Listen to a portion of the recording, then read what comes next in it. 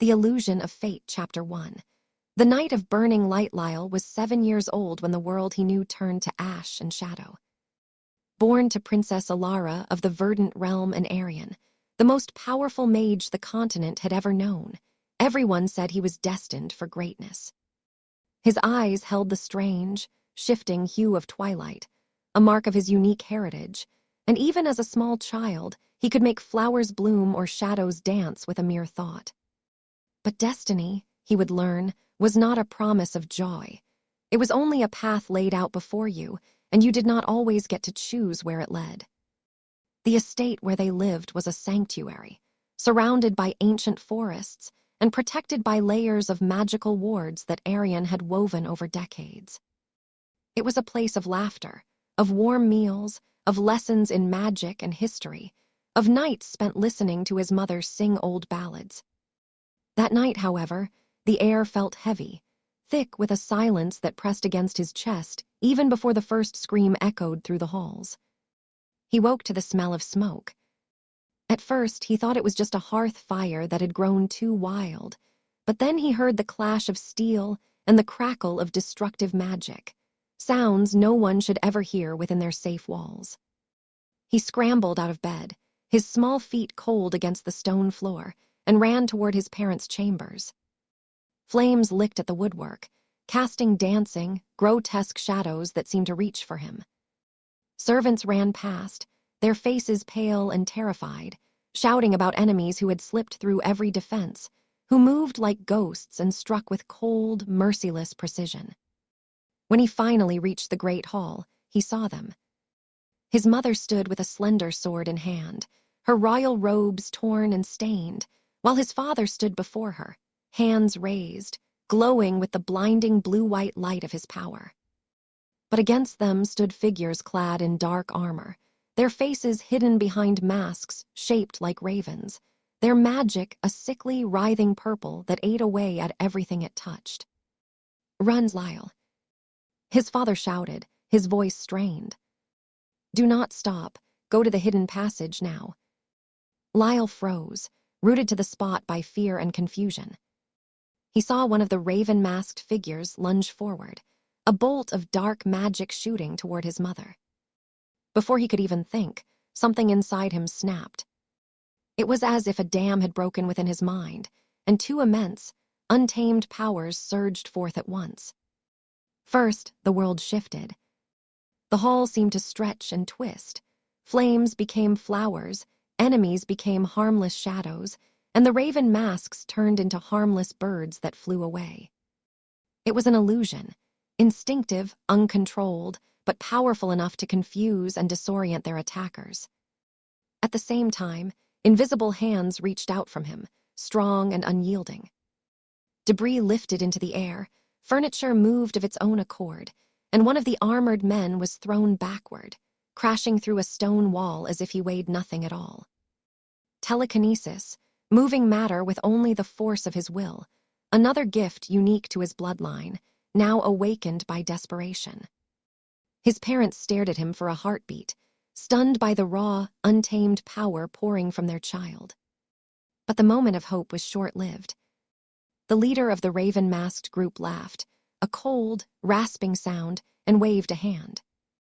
The illusions shattered like glass, and the telekinetic pressure was met with a force that Lyle could not yet withstand.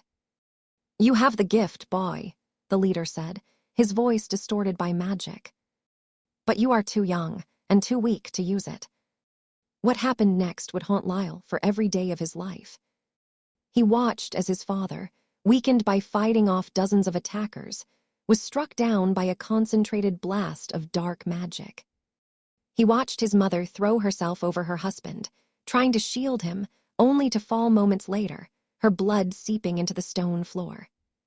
He screamed, reaching out with all his might, trying to lift the entire roof of the estate and crush them all, trying to weave illusions so terrible they would drive the enemies mad.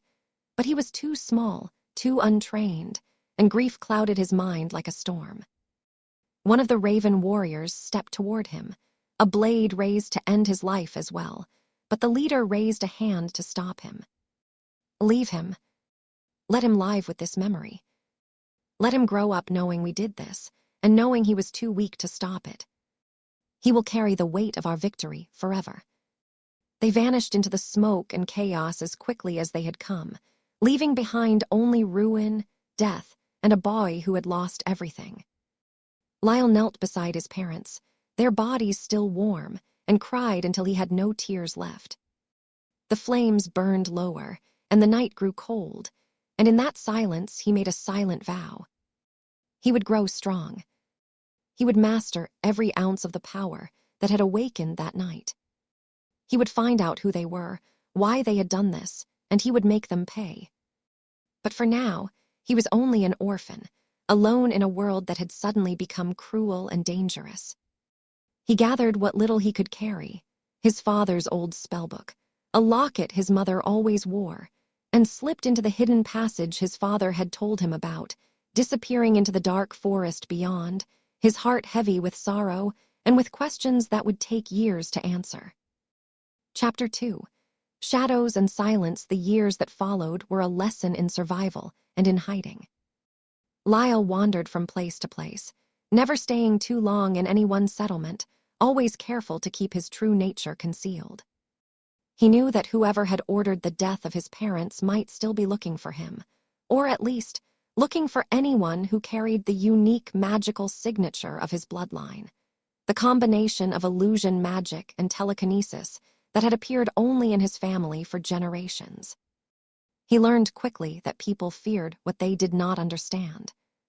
Once, when he was 12, he had used a small illusion to scare away a group of boys who were trying to rob him, making it look as if a pack of wolves stood at his side.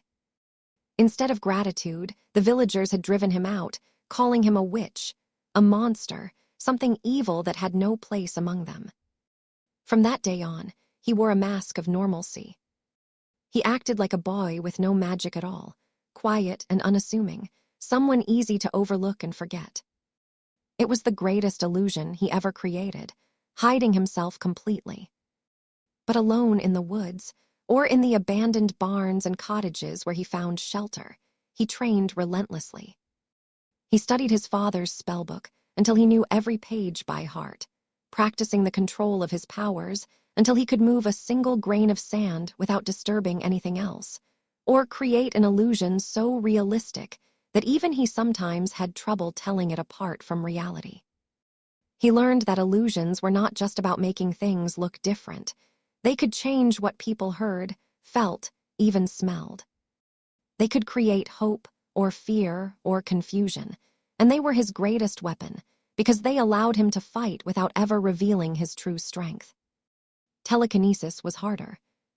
It required immense focus and mental strength, and if he lost control, things broke or flew apart or crashed down around him.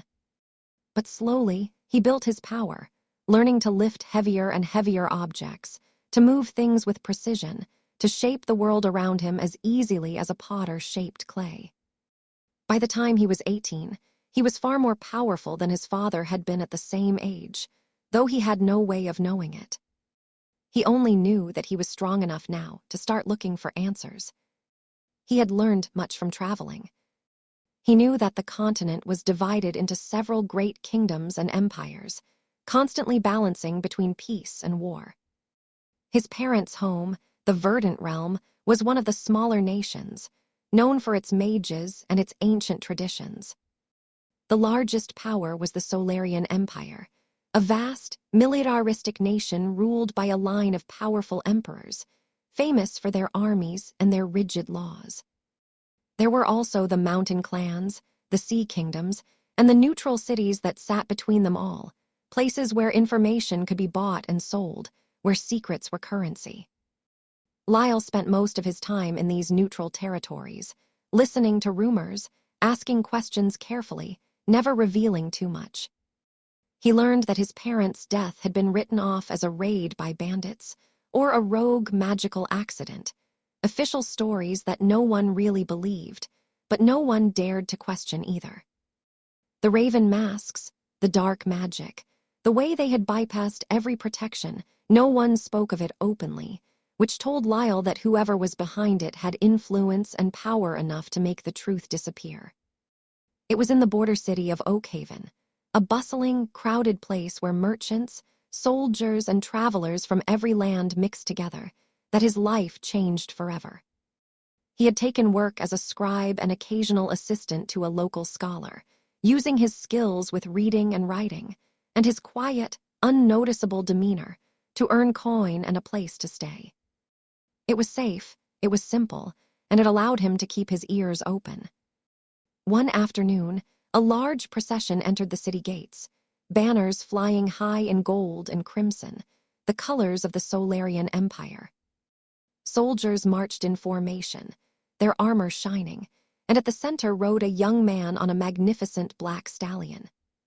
He was tall, with dark hair and sharp, intelligent eyes, his bearing noble and commanding, yet there was something in his expression, something sharp and watchful, as if he saw everything around him and missed nothing. The scholar Lyle worked for bowed low. "That is Prince Kalen," he whispered, "heir to the Solarian throne. They say he is traveling the lands, meeting with rulers and officials, though no one knows exactly why. Some say he is looking for allies. Some say he is hunting for something or someone." Lyle watched from the shadows of a market stall, keeping his face carefully blank. He had no interest in princes or empires. His only concern was his own quest. But as the prince's horse passed close to where he stood, Kalen turned his head and looked straight at him. Not past him, not through him, at him.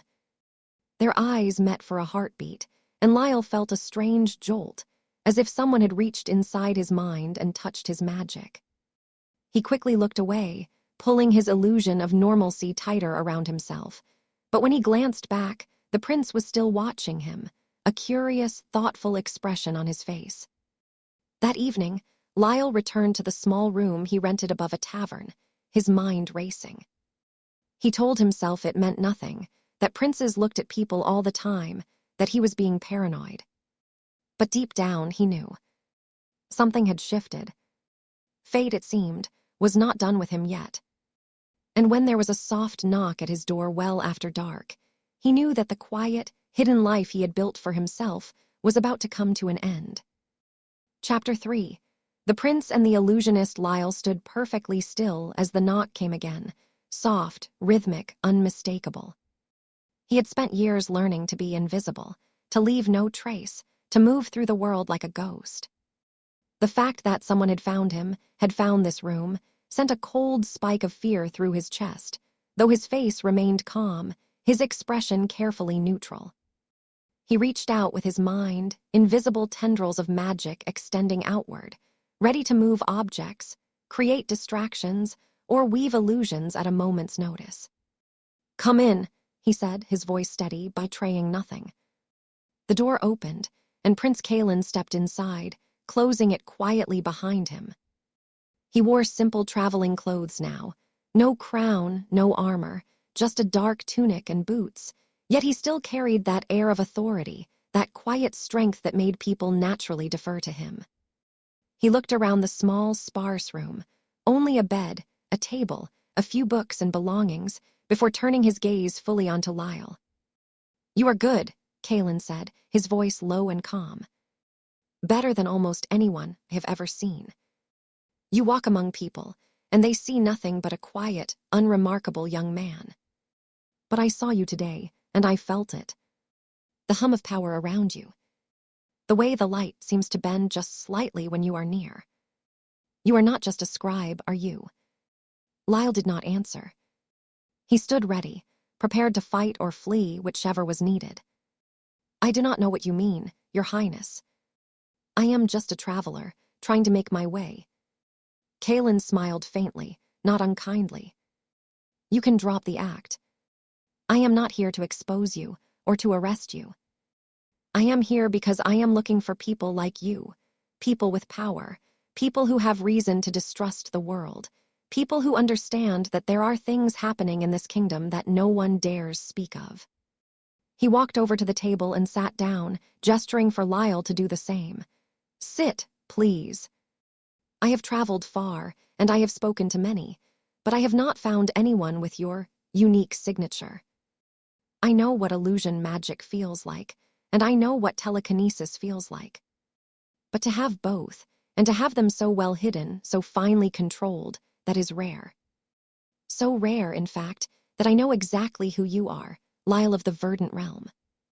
Lyle froze. His real name, his heritage, things he had buried deep, things he had not spoken aloud in years, were suddenly laid bare before this stranger. How do you know that name? Because I have been looking for you, Kaelin said seriously. For almost as long as you have been looking for answers about your parents' death. My father, the Emperor, has been gathering information on the conspiracy that killed them, and that threatens all the nations of this continent.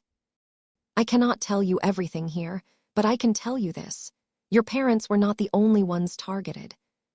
There have been others, mages, nobles, people with ancient bloodlines, killed or disappeared over the last decade. And every time the same symbol was left behind, hidden in the wreckage, a raven, its wings spread wide. He reached into his pocket and pulled out a small, carved stone, setting it on the table between them. It was exactly the mark Lyle remembered from that terrible night. His heart hammered in his chest, a mix of grief, anger, and sudden, desperate hope. For years he had thought he was alone in this, that it was only his tragedy. But now, here was someone who knew, someone who was looking too. Why tell me this? Lyle asked, his voice tight. What do you want from me? Kaelin leaned forward, his eyes intense. I want you to join me. I am traveling across the continent to uncover the full truth of this conspiracy. I know that it goes deep, into the courts of kings, into the highest ranks of mages, into ancient secrets that people have died to keep hidden. I need allies I can trust. I need someone who can see what others miss, who can create what does not exist, who can move mountains when necessary. I need you, Lyle. And in return, I promise you this. I will help you find the people who killed your parents. I will help you get the justice you have spent your life seeking. It was a dangerous offer. To join a prince of the Solarian Empire, whose nation had long been seen as a rival, even an enemy, by the Verdant Realm, was risky. It would mean stepping out of the shadows, becoming visible again, putting himself in danger every single day. But what choice did he have? If he continued alone, he would spend years chasing shadows, never getting close enough to the truth. With Kaelin, he had a chance, his first real chance, to find answers, to make things right. Lyle looked at the stone raven on the table, then up at the prince's steady, determined face. He thought of his parents, of the vow he had made as a boy in the burning ruins of his home. He thought of the years of loneliness, of hiding, of silence. And then, slowly, he reached out and picked up the stone, closing his hand around it. All right, he said quietly. I will come with you. But understand this, Prince Kaelin. If you betray me, if you use me or my power for something I do not agree with, I will disappear, and you will never find me again. And I will make sure you regret ever having crossed my path. Kaelin smiled, a genuine, warm expression that changed his whole face, making him look less like a royal heir and more like a friend. Fair enough. And understand this, Lyle. You are not just a tool to me. You are my ally. And I do not abandon my allies. Now, pack what you need. We leave at dawn. There is much to do, and much ground to cover. As Kaelin left, closing the door softly behind him, Lyle stood alone in the dim light, his mind whirling. His life had been quiet, hidden safe, but empty. Now it would be dangerous, exposed, and full of uncertainty. But for the first time in 10 years, he did not feel alone. He had a purpose again. He had a path. And as he packed his few belongings, he felt a small spark of something he had thought lost forever. Hope. Chapter 4. Roads old and new, the journey began at dawn, as Kaelin had promised. They left Oakhaven behind, traveling eastward toward the borderlands between the Solarian Empire and the Mountain Kingdoms. Lyle rode a sturdy horse Kaelin had provided, and for the first time in years, He did not have to worry about where his next meal would come from, or where he would sleep, or whether he would be driven away from a village before sunset. It was a strange, almost unsettling luxury, but he kept his guard up, watching everything, everyone, analyzing every word and every movement. They were accompanied only by a small, hand-picked group of soldiers, men and women Kalen said he trusted completely, people who knew of their mission and had sworn to secrecy. Even so, Lyle remained the quiet observer, speaking little, staying slightly apart, his powers always thrumming just beneath the surface, ready to be called upon. To the soldiers, he was simply a gifted mage in the prince's retinue, a quiet young man with sharp senses and a knack for noticing things others missed.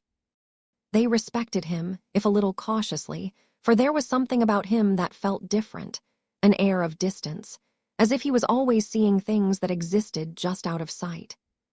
As they traveled deeper into the borderlands, the landscape shifted.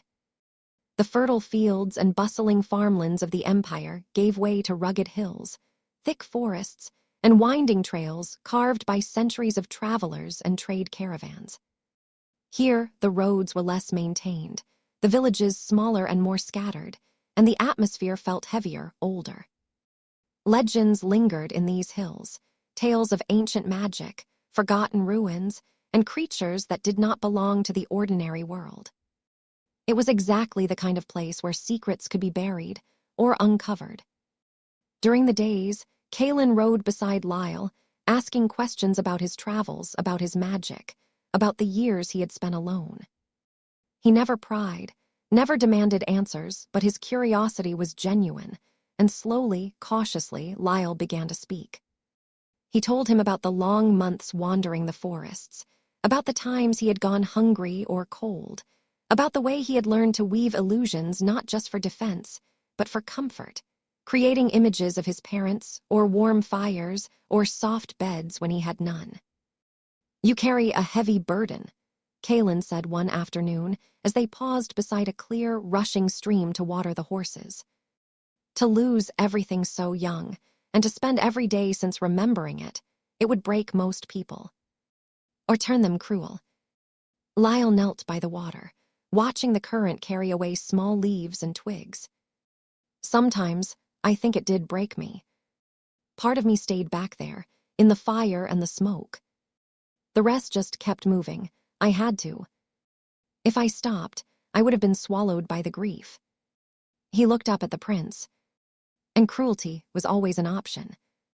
There were times I wanted nothing more than to burn everything down, to make the whole world feel the pain I felt.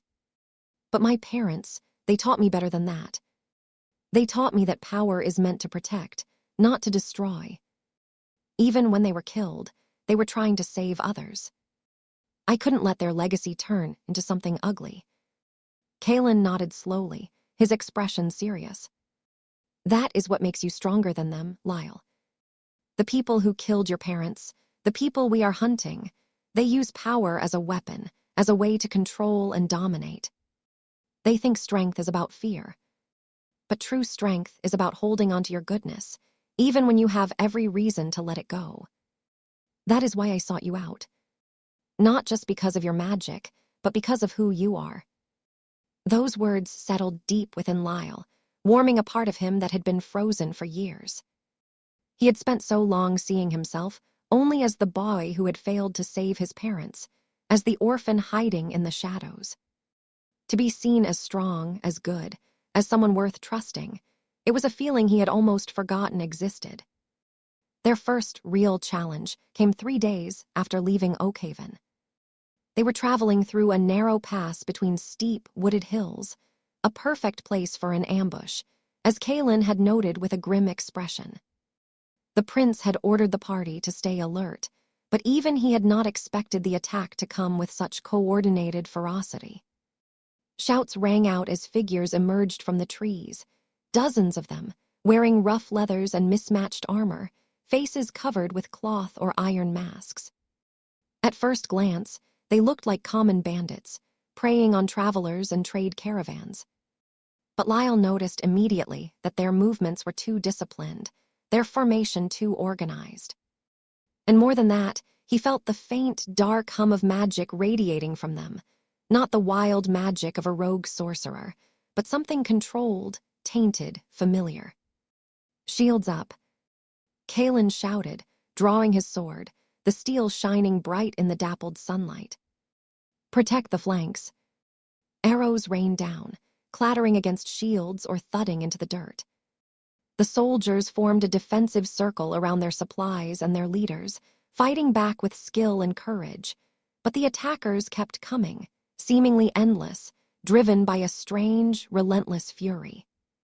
Lyle stood at the center, his mind reaching outward. He didn't draw a weapon. He didn't need to. Closing his eyes for a heartbeat, he let his power flow. To the attackers, the narrow pass suddenly changed. The steep hillsides seemed to crumble away into deep, bottomless chasms. The trees twisted into towering, monstrous shapes with grasping branches. The ground beneath their feet rippled like water, unstable and treacherous. And worst of all, the small group of travelers suddenly multiplied, becoming hundreds of armored warriors, all advancing with weapons drawn and magic blazing. Chaos erupted among the attackers. Men stumbled back, screaming as the ground seemed to swallow their feet. Others slashed wildly at the imaginary monsters, fighting against enemies that weren't there. Some turned and ran, fleeing from the illusion of an army 10 times their size. But Lyle did not stop there. With a shift of his focus, invisible hands reached out, telekinetic force, precise and powerful. He caught falling arrows midair and sent them spinning back toward the attackers' shields. He lifted heavy fallen logs and rolled them across the path, blocking further reinforcements.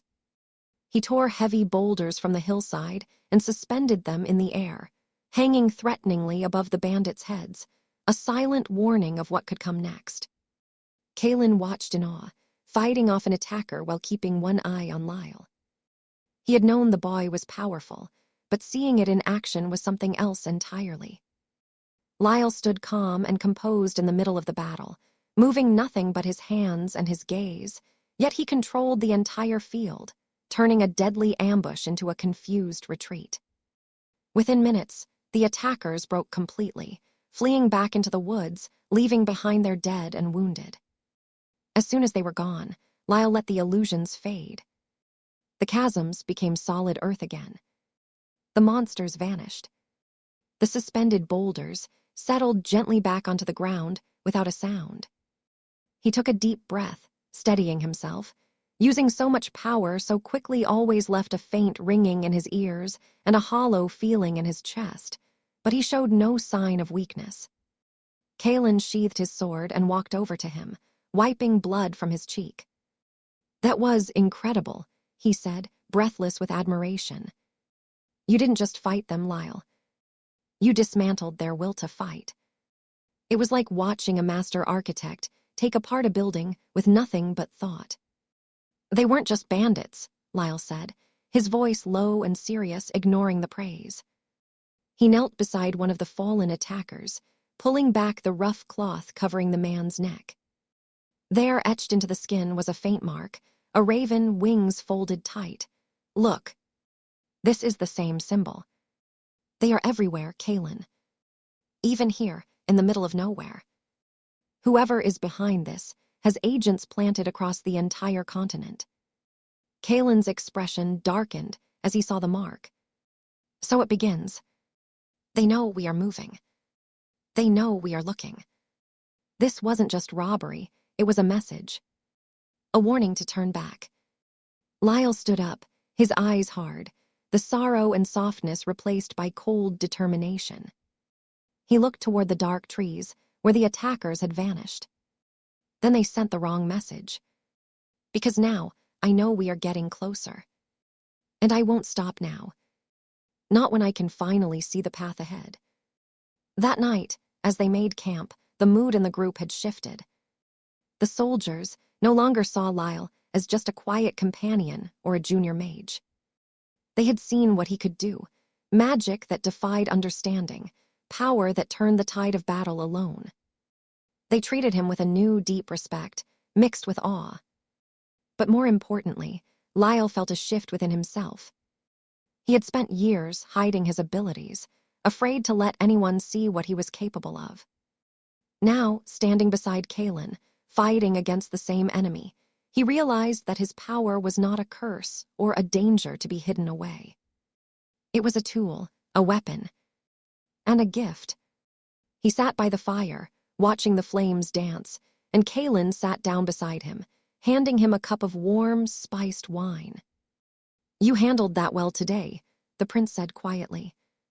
"Not just the magic, though that was spectacular, but you. You didn't let the anger consume you. You controlled it. That is rare." "I learned a long time ago that anger is like fire," Lyle replied, looking into the embers. "It can burn everything down, including you, or it can be used to keep you warm, to light your way. I choose to let it light my path." Kaelin smiled, leaning back against a log. "Good.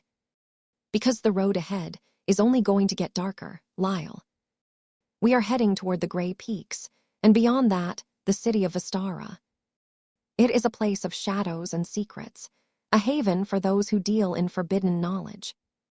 If there are answers to be found, that is where they will be.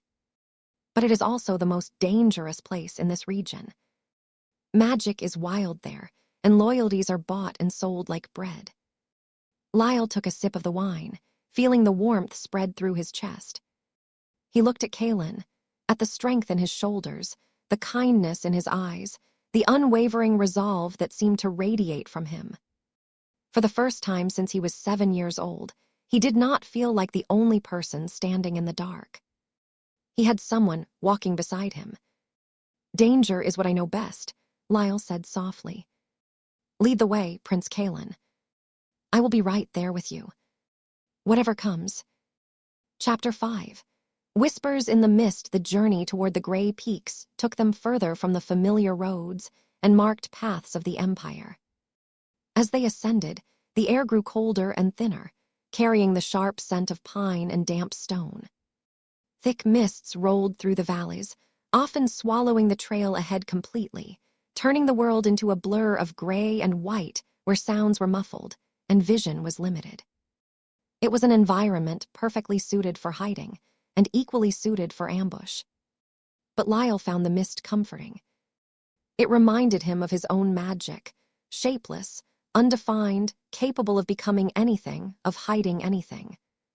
For hours each day, they rode in near silence, guided only by Kaelin's exceptional sense of direction and the occasional landmarks he had memorized from old maps. The soldiers remained tense, hands never far from their weapons, eyes scanning the fog for any sign of movement. Every shadow looked like a figure.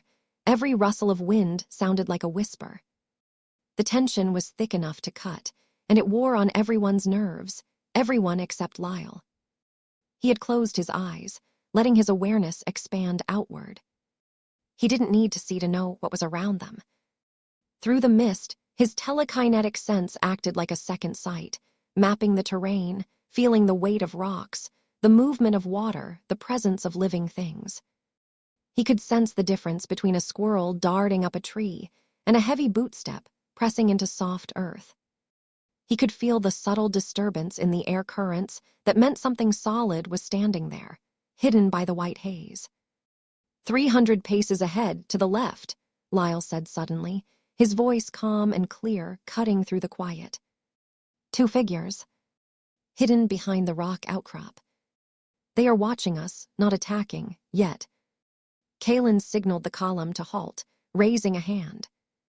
He looked at Lyle, eyebrows raised. "You are certain? We can see nothing but fog there." "I am certain. They are light on their feet, armed with bows. Waiting for us to get closer to the narrow bridge ahead, I think. That would be the best place to strike." Lyle opened his eyes, the twilight hue shining bright, unwavering. "Do you want me to remove them? Or would you prefer to speak with them?" Kaelin considered for a moment, his jaw set in thought. If they work for our enemies, they won't speak. But if they are just scouts, or if they know something about what lies ahead, Perhaps we should show them we are not easy prey. Can you discourage them? Without bloodshed, if possible. Lyle nodded. Consider it done. He turned his focus toward the hidden watchers. He didn't attack them physically. Instead, he wove a new illusion into the mist around them. To the two men hiding behind the rocks, the fog swirled and shifted, forming shapes that turned their blood cold. Vast, shadowy figures emerged from the white clouds, tall, faceless giants made of mist and storm, with eyes that glowed with faint blue light. They loomed over the men, silent and terrifying, moving with a heavy, rumbling step that shook the very ground. At the same time, Lyle projected voices, deep, echoing whispers that seemed to come from everywhere and nowhere, speaking in a language no human could understand, full of menace and ancient power. Within seconds, the scouts broke. Screams echoed through the pass, and they scrambled away, slipping and falling in their haste to escape the terrifying phantoms. They vanished into the deeper fog, running as fast as their legs could carry them, never looking back. Path is clear, Lyle said simply, signaling the column forward again. Kalen laughed softly, shaking his head in admiration. You truly are a wonder, Lyle. You turn their greatest advantage, the mist, against them. You make the very air we breathe work for you. Magic is about perspective, Lyle replied. What is frightening to one mind is nothing to another. I simply give them what they already fear.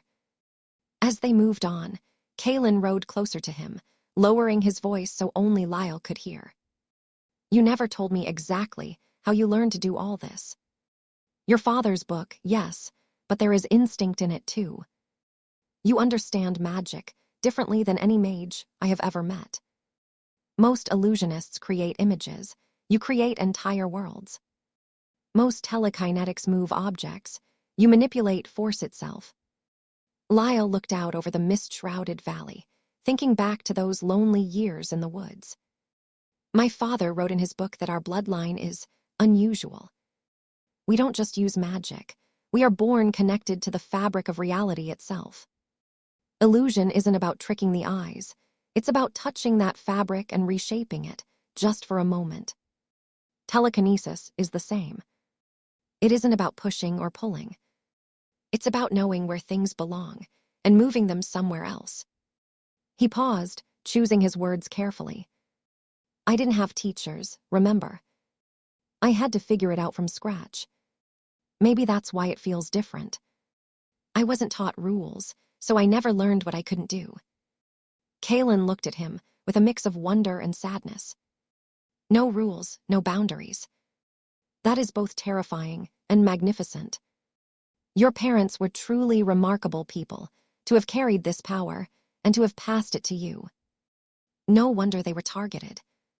A bloodline capable of bending reality is something no one would allow to exist freely if they feared it or wanted to control it.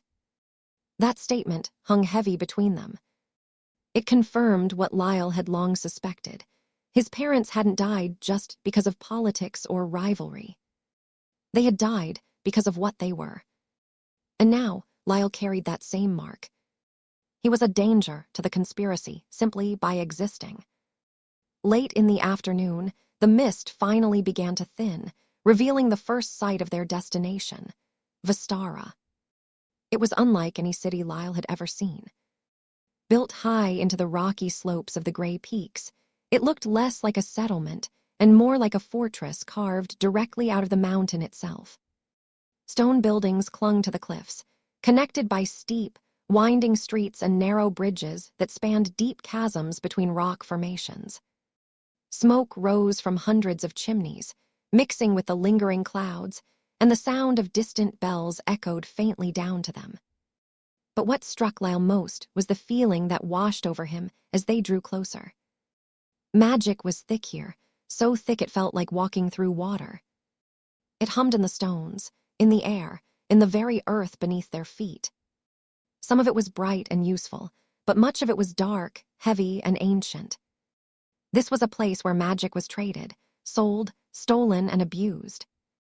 It was a city of mages, scholars, mercenaries, exiles, and those who lived in the shadows of the law. Vistara, Kalen said, his voice grim. The city of echoes. Nothing here is quite what it seems. Trust no one, Lyle. Not the innkeeper, not the merchant, not the beggar in the street. Everyone has a price, and everyone has a secret. But this is also the only place where we might find someone who knows the truth about the Raven Order. They rode through the massive stone gates, passing guards who looked at them with bored, suspicious eyes, checking their permits and taxing their goods. Once inside, the noise and smell of the city surrounded them. The clatter of hooves on cobblestones, the shouting of vendors, the smell of roasted meat, incense, damp stone, and unwashed bodies. Lanterns burned even in the daytime, their light flickering strangely, reflecting off the gray stone walls and the overcast sky above. They found lodging in an inn recommended by Kalen's contacts, a place called the Crooked Spire, located in a slightly quieter district, away from the main markets, but still central enough to be useful. It was a rambling, creaky building that leaned noticeably to one side, as if the mountain itself was slowly pushing it over, but it was clean, and the private rooms had sturdy locks and heavy shutters. Once they were settled, and the soldiers had been posted to guard the entrances, Kalen called Lyle into his room, closing and bolting the door firmly behind him. He pulled a thick roll of parchment from his pack and spread it out on a rough wooden table. It was a map of Vistara, but marked with symbols and notes that were clearly not part of the original design. Lines crisscrossed the streets, circles marked certain buildings, and small annotations were scrawled in the margins in a tight, precise hand. "This city is a labyrinth," Kalen said, tracing a winding path through the central district. "And beneath it, there is an entire network of tunnels, forgotten passages, and hidden chambers that predate the city itself.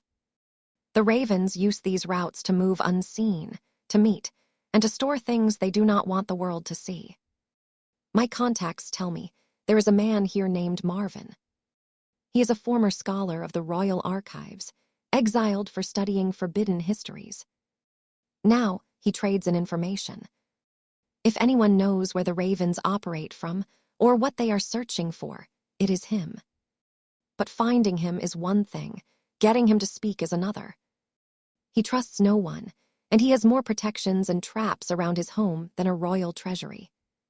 Lyle leaned over the map, his eyes scanning the marks.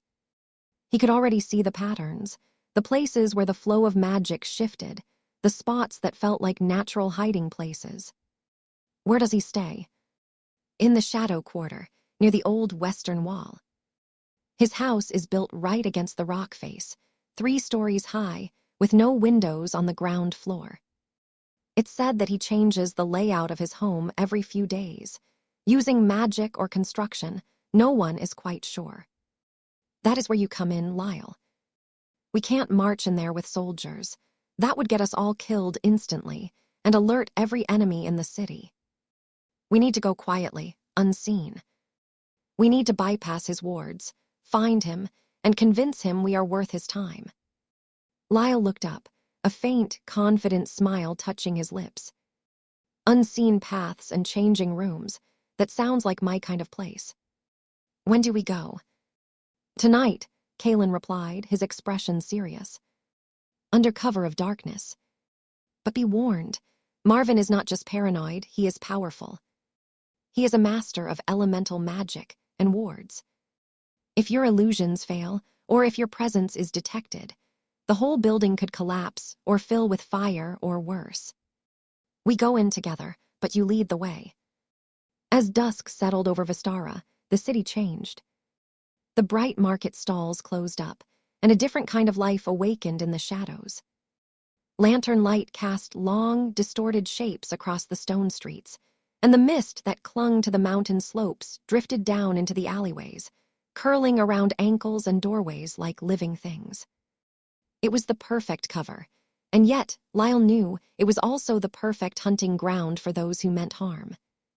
They dressed in dark, nondescript clothing, hiding their weapons and their noble bearing as best they could. To any observer, they looked like two common travelers, perhaps merchants or messengers, hurrying about late business.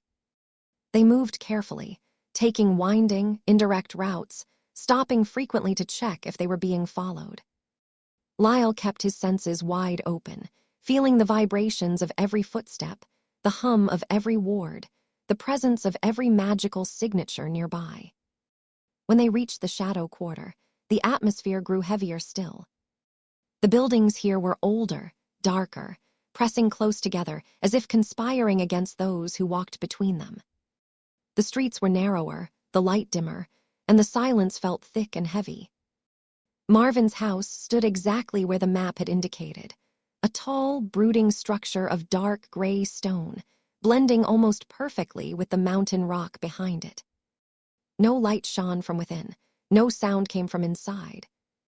It looked like a dead thing, abandoned and cold.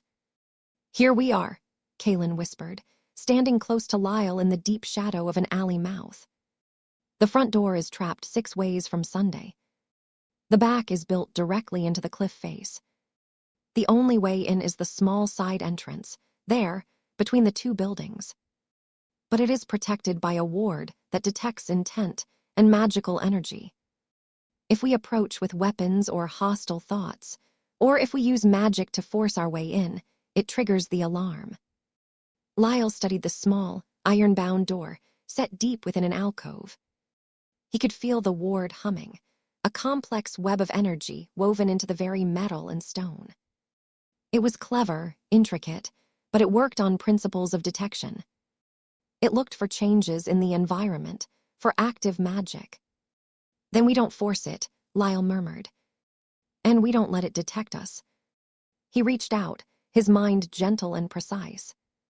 Instead of shielding himself, which would register as a magical effect, he began to weave an illusion around the ward itself. He didn't hide their presence. He made the ward believe that nothing was different. To the spell, it seemed as if the alley was empty, as if the air was still, as if no one had approached it at all. He smoothed out their footsteps, their body heat, the faint aura of their magic, blending them perfectly into the background noise of the city. It was delicate work, requiring absolute focus, balancing the illusion so perfectly that it became indistinguishable from reality. "Move slowly," Lyle said softly, stepping forward. "Step exactly where I step. Don't think about the door, don't think about entering. Think about walking home, walking past, just passing through." They moved together, step by careful step, passing right through the threshold of the ward without a single spark or hum of alarm. Lyle held the illusion steady until they were both standing right in front of the iron door, safely past the first line of defense. Kaelin let out a breath he had been holding, looking at Lyle with undisguised awe. "That was incredible. I have known mages who spent their whole lives studying wards, and they would never have thought to trick the spell instead of breaking it. You didn't just bypass the magic, you made it believe a lie."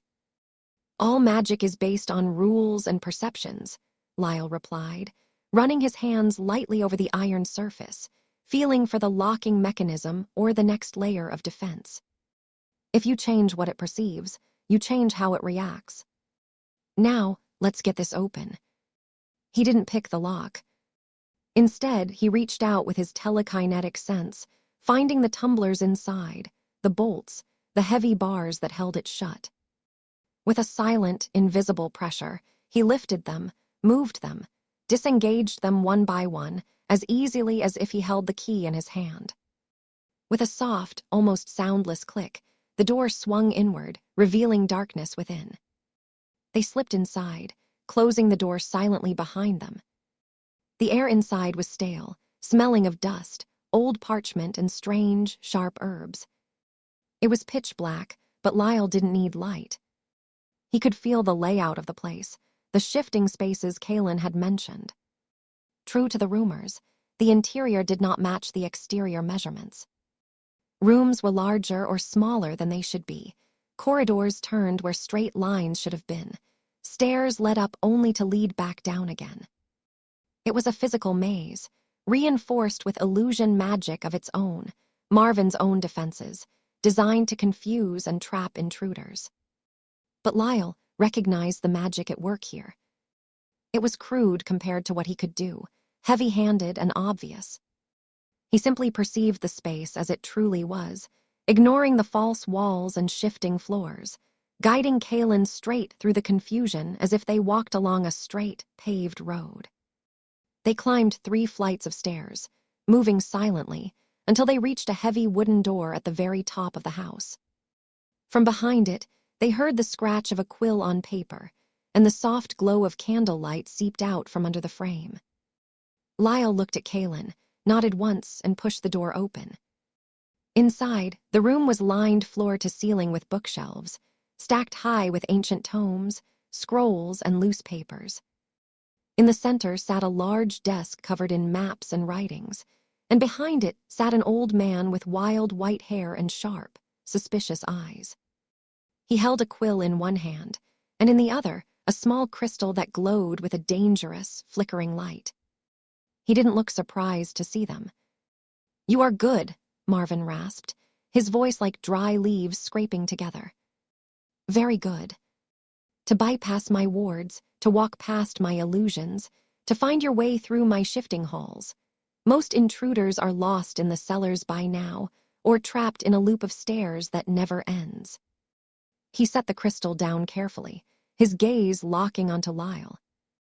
"But you don't just see through illusions, do you? You master them. I can feel it. You are the one they speak of in whispers. The boy born of 2 worlds. The heir to the magic of shaping." Lyle stepped forward, standing tall, his power held tightly in check but present, undeniable. "We are not here to fight you, Marvin. We are here because we seek the truth. About the Order of the Raven. About what they are doing. And about why they killed Princess Alara and Arian, the mages of Verdant Realm, 10 years ago." Marvin's eyes widened slightly, and for a moment, the mask of the old scholar slipped, revealing fear and sorrow beneath. He leaned back in his chair, looking between Lyle and Kaelin, and then let out a long, shaky breath. "So it has begun," he whispered. "The threads are weaving together again.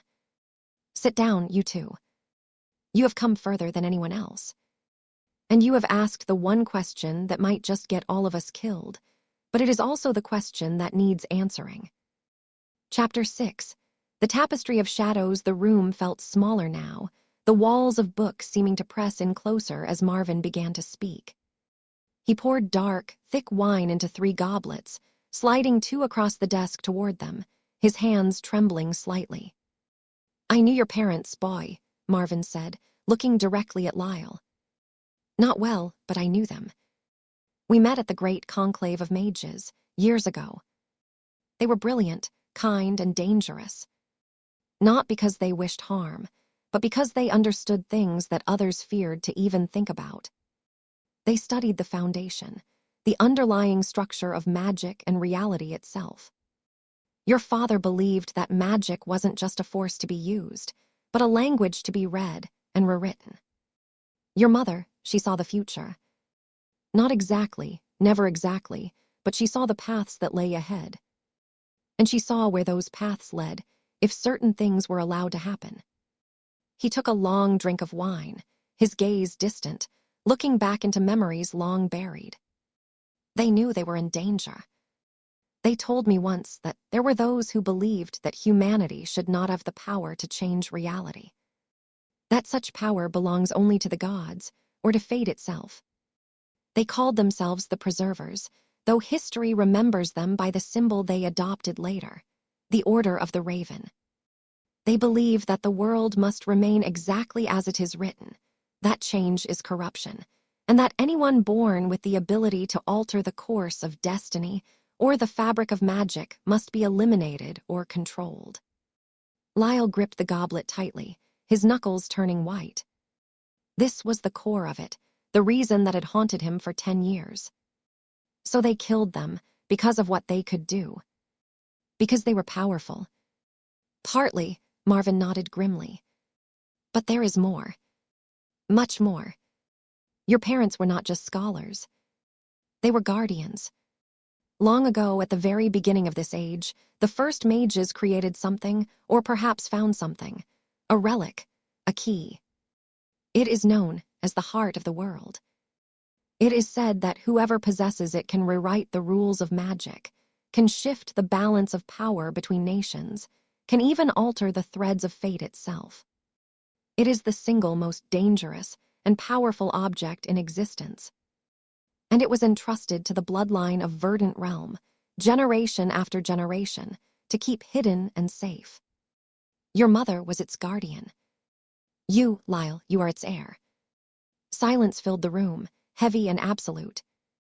Kalen sat forward, his face pale but intense.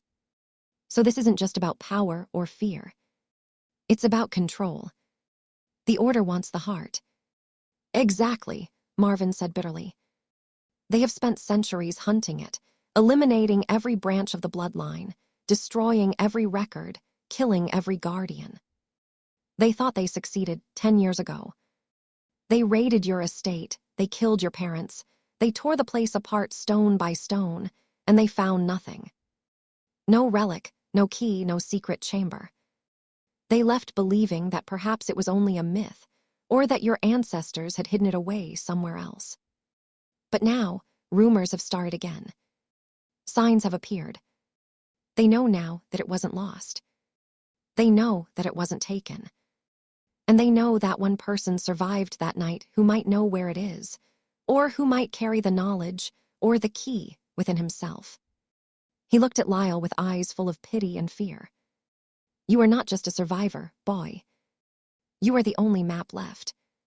You are the only key. They need to unlock everything they want. That is why they let you live that night. That is why they have hunted you silently, carefully, all these years. They didn't want to kill you. They wanted you to lead them to what they seek. The realization hit Lyle like a physical blow. Every moment of pain, every year of running and hiding, every time he thought he had escaped or was moving forward, it had all been part of their plan. They had let him go. They had watched him. They had waited for him to remember something, or to find something, or to go somewhere that would reveal the secret his parents had died to protect. Anger burned hot and bright in his chest, but beneath it lay a cold, steely resolve. He was not the helpless boy in the fire anymore. He was not the scared orphan hiding in the woods. And if they thought he would lead them anywhere they wanted, they were gravely mistaken.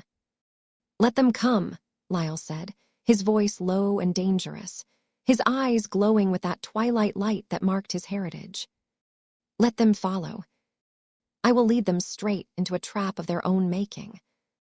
They want the heart. They want the power to control fate. They will find instead that fate has a will of its own, and it is not on their side. Kalen reached out, placing a hand firmly on Lyle's shoulder, grounding him, steadying him. We will protect it. And we will protect you. Whatever this heart is, whatever power it holds, it belongs in the hands of those who wish to protect, not dominate. We will not let them have it. Marvin watched them, and for the first time, a small, weary smile touched his lips. I have waited a long time to hear words like that. I have lived in fear for so many years, thinking that darkness had already won. But perhaps the threads are weaving toward a different ending now. He stood up and moved to a heavy iron chest in the corner of the room, unlocking it with a key he wore around his neck. From inside, he pulled out a thick, ancient book bound in green leather and a small, crystal pendant that pulsed softly with light. He brought them over and laid them on the desk before Lyle. This belonged to your mother, he said softly. She gave them to me years ago, telling me that if she ever fell, and if her child survived, I was to give these to him only when the time was right. I did not understand then, but I understand now. The book contains her writings, her maps, her visions. The pendant, it is a guide. It will show you the way when all other paths are hidden.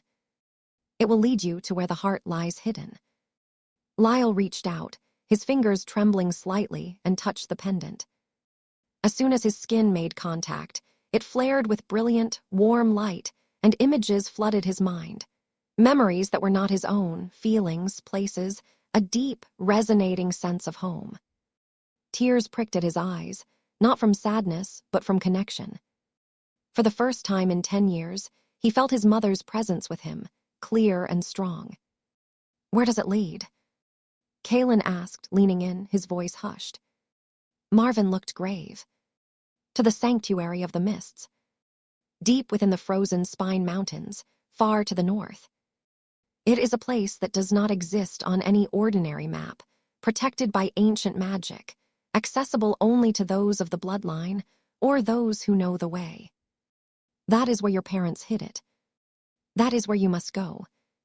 He looked between them, his expression turning serious once more. "But be warned. The Order has agents everywhere. Even here in Vistara. Even in places you think are safe. They will know you have found me. They will know you have the items.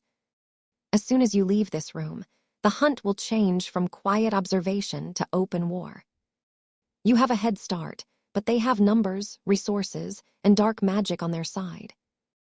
You must leave the city tonight. Do not rest. Do not stop. Ride hard for the north. And whatever you do, do not trust anyone who claims to be an ally unless you have known them for years." Lyle closed his hand around the pendant, tucking it safely inside his tunic, and picked up the book, holding it against his chest like a shield. He looked at Marvin, gratitude warring with the weight of destiny on his shoulders. "Thank you. For keeping this safe. For telling us the truth. You have done more than you know. Just survive," Marvin whispered. "And save us all." They left the same way they came, moving silently through the shifting corridors and past the dormant wards, stepping back out into the mist-shrouded alleyway. The city felt different now, more dangerous, more alive with unseen eyes and hidden threats. The knowledge they carried was heavy, precious, and deadly. As they hurried back toward the inn to gather their men and prepare for immediate departure, Kaelin spoke quietly, his voice tight with urgency. "We ride north at once. No goodbyes, no supplies gathered openly, just go. If what Marvin says is true, every moment we stay here is a risk." Lyle nodded, his mind already racing, planning routes, defenses, illusions they might need, but beneath the rush of action and the weight of new truths, there was something else growing within him, a quiet, unshakable certainty. For years, he had been a victim of fate, swept along by events he could not control, forced to run and hide and survive only because he had no other choice. But now, he understood the game. He knew who his enemies were, what they wanted, and where they were heading.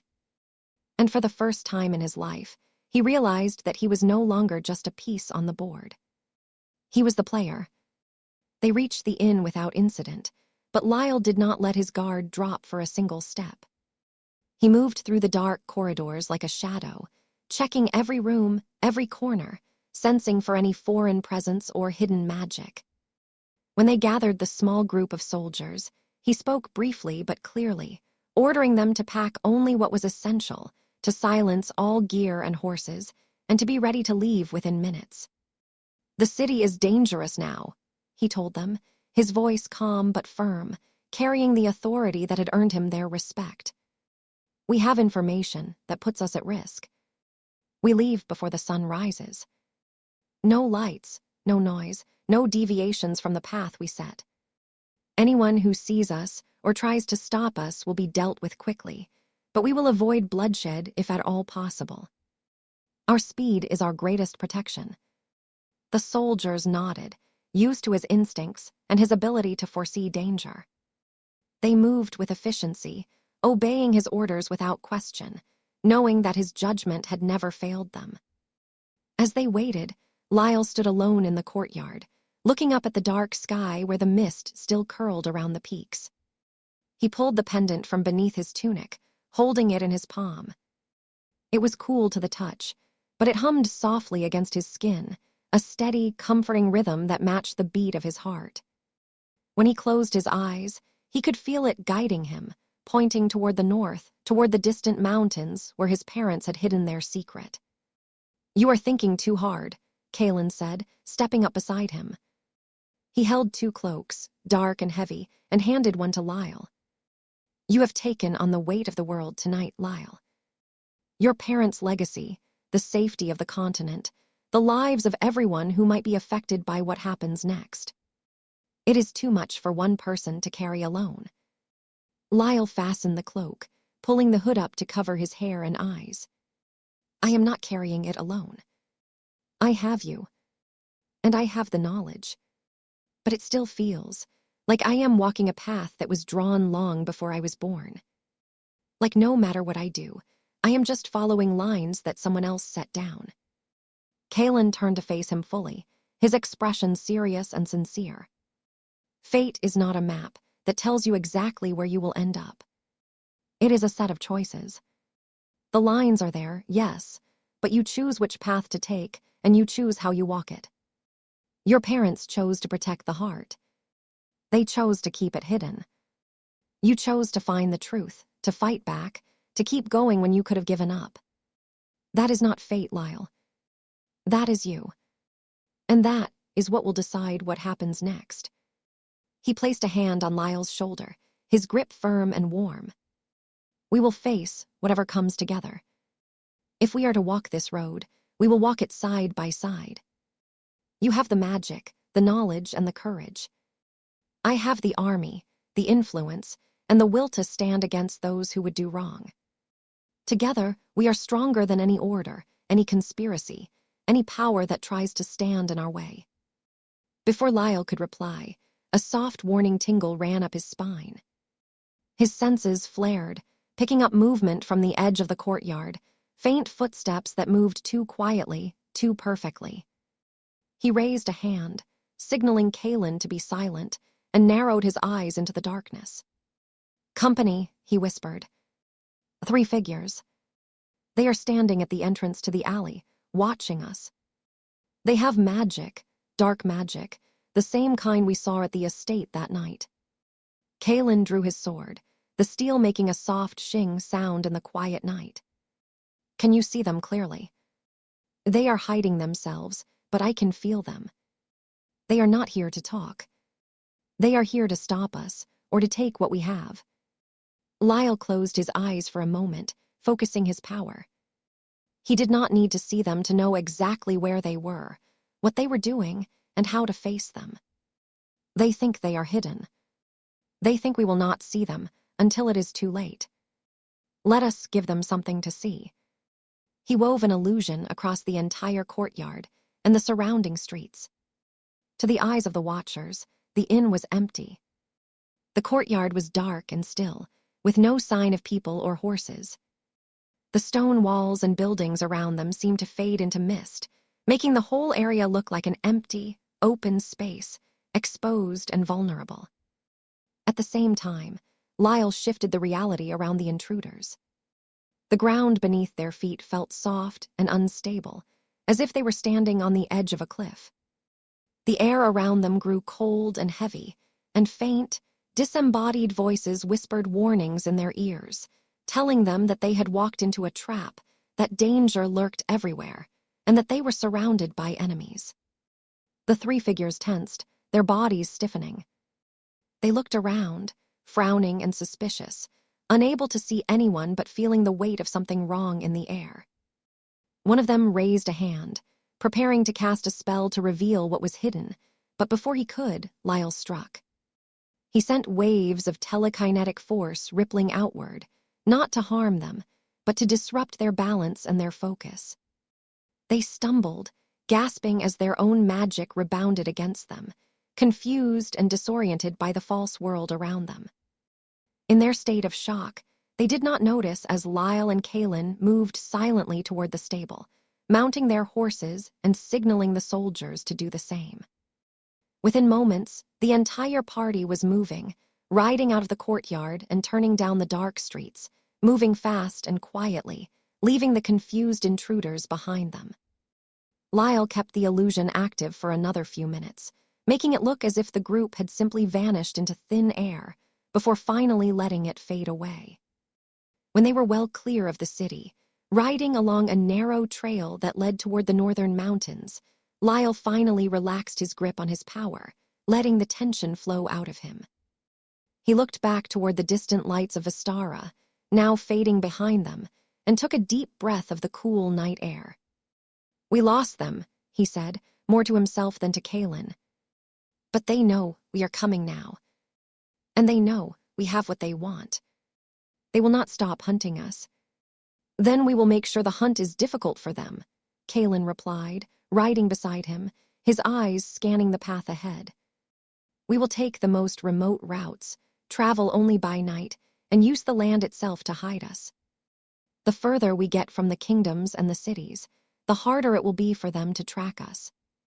And the closer we get to the sanctuary, the safer we will be." As the first light of dawn began to touch the sky, painting the clouds in soft shades of pink and gold, they reached a small, sheltered valley surrounded by high hills. It was a good place to rest for a few hours, to let the horses recover, and to plan their next moves. They set up a small camp, posted guards, and made themselves comfortable around a small fire. Lyle sat apart from the others, taking out his mother's book. The leather cover was worn and smooth, as if it had been handled many times, and when he opened it, he found pages filled with writing, sketches, and maps. There were drawings of strange symbols, diagrams of magical structures, and descriptions of places that sounded like legends. Cities built inside mountains, forests where time moved differently, and paths that existed only in the space between worlds. He read for hours, absorbing every word, every detail. He learned about the history of the heart of the world, about how it had been created or discovered, and about the magic that surrounded it. He learned about the rituals and protections that had been placed around the sanctuary, and about the tests that awaited anyone who tried to enter. Most importantly, he learned about the true nature of his own powers, how they were not just gifts, but tools designed specifically to protect and preserve the things that mattered most. Kaelin read over his shoulder occasionally, asking questions, sharing what he knew about history and politics, helping Lyle connect the pieces of information together. As the sun climbed higher in the sky, warming the valley and chasing away the last of the mist, they began to talk more openly about the future. "We know where we are going," Kaelin said, pointing to a spot on one of the maps.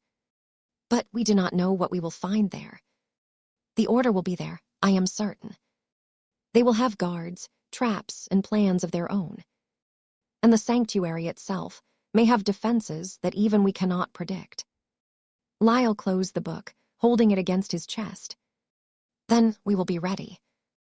I can use my illusions to hide us, to change the appearance of things, to create distractions. My telekinesis can move obstacles, protect us from attacks, and help us navigate places that are hard to reach. And together, we can combine our strengths. You are a leader, a warrior, and a strategist. You can see the big picture, and you can make decisions that keep us safe. Without you, I would still be running, hiding in the shadows. With you, I have the courage to face whatever comes." He looked at Kaelin, and for a moment the distance between them vanished. They were no longer just a prince and an orphaned mage. They were two people bound by the same cause, who had found trust and friendship in the middle of danger and sorrow. "I am not just fighting for justice or for my parents," Lyle said softly. "I am fighting so that no one else has to feel the pain I felt. I am fighting so that people can live their lives freely, without fear of those who want to control everything. And I am fighting because I want to build a future. A future where magic is used to help, not to harm. A future where people can choose their own paths, instead of being told what to do or who to be." Kaelin smiled, a warm, genuine smile that reached his eyes. "That is exactly the future I want, too. The Solarian Empire has always been strong, but it has also been rigid, strict, and sometimes cruel. I want to change that. I want to build a kingdom where power is used to protect the people, not to rule over them. where differences are respected, and where everyone has the chance to make their own destiny. He extended his hand toward Lyle, and Lyle took it, their grip firm and sure. The bond between them grew stronger, rooted in shared purpose, mutual respect, and the knowledge that they could rely on each other no matter what happened. As the afternoon wore on, they prepared to move again. The valley was peaceful, but they knew that peace would not last. The road ahead was long, dangerous, and full of unknowns. But they were ready. They had knowledge, they had power, they had each other, and they had a reason to keep going that was stronger than any fear. They mounted their horses and set out again, riding toward the north, toward the high peaks where the sanctuary lay hidden. Behind them, the city of Vistara faded from view, and behind that, the shadows of the past began to recede. Ahead of them lay mountains, mysteries, and enemies, but also the chance to finish what had been started 10 years before. Lyle looked up at the sky, where the clouds moved slowly across the blue expanse, and touched the pendant beneath his tunic. He no longer felt like a boy who had lost everything. He felt like a guardian, a protector, and a leader. And as he rode forward, he knew that whatever fate had in store, he would face it with courage, with strength, and with the knowledge that he was not alone. The illusion of fate had been broken. Now, it was time to write their own story. Chapter 7. The path of shadows and ice. The further north they traveled, the more the world changed. The gentle, rolling hills and mist-shrouded valleys of the borderlands gave way to rugged, rocky terrain, where the wind blew sharp and cold, carrying the scent of snow and ancient stone. Trees grew sparse and stunted, clinging to the slopes like desperate fingers, until eventually even they vanished, leaving only vast expanses of gray rock, frozen earth, and towering peaks that pierced the clouds like jagged teeth. This was the edge of the frozen spine, the greatest mountain range on the continent, a place of legend, danger, and silence. For Lyle, the change in environment was not just physical, it was magical as well. Here, far from the settled lands and the great cities, the weave of magic felt different, thicker, wilder, and far older. It hummed in the bedrock, sang in the wind, and drifted like invisible snow through the air. It was raw power, untamed and unshaped, and it resonated deeply within him. His illusions became easier to weave here, fed by the ambient energy, and his telekinetic reach extended further, as if the very world was willing to bend to his will. But with that strength came danger. Magic this wild was volatile. A slip in focus could turn a simple disguise into a storm, or a gentle movement into a landslide. They traveled only by night, resting in deep caves or sheltered ravines during the day, hidden beneath layers of illusion that made their camps look like nothing more than bare rock or patches of shadow. Lyle worked tirelessly, constantly shifting the appearance of their trail, erasing footprints, altering the scent of their passage, and weaving false paths that led pursuers into dead ends or impassable terrain. He had become a master of misdirection, turning the harsh landscape itself into their greatest ally and their most effective disguise. Kalen rode at his side, his face hardened by the cold and the strain of constant vigilance, but his resolve never wavered. He had studied maps and histories all his life, yet even he was surprised by what they found here. "These mountains are not just a barrier," he remarked one evening as they climbed a steep, winding pass beneath a sky full of brilliant, unblinking stars. "They are a fortress. Every valley, every ridge, every river crossing is a natural defense. Your ancestors chose the perfect place to hide something they never wanted found. Or to keep something safe that was never meant to be used," Lyle replied quietly. He held his mother's pendant in his hand. It glowed brighter here than anywhere else, a steady, pulsing light that pointed unerringly toward the heart of the mountains. Marvin said the heart of the world can rewrite reality. Imagine what would happen if it fell into the hands of the Order. They believe the world must stay exactly as it is written, but what if they decide to rewrite it themselves? to remove anyone who opposes them, to erase entire nations, to make everyone and everything submit to their idea of order. Then the world would become a prison, Kaelin said grimly. And history would stop, frozen in one shape forever. That is exactly what we must prevent. 3 days into their journey through the high peaks, they encountered the first true barrier, not of stone or ice, but of magic. They had entered a long, narrow valley, flanked by sheer cliffs that rose hundreds of feet on either side. The ground was covered in hard-packed snow and ice, and the wind howled through the gap, loud enough to drown out speech.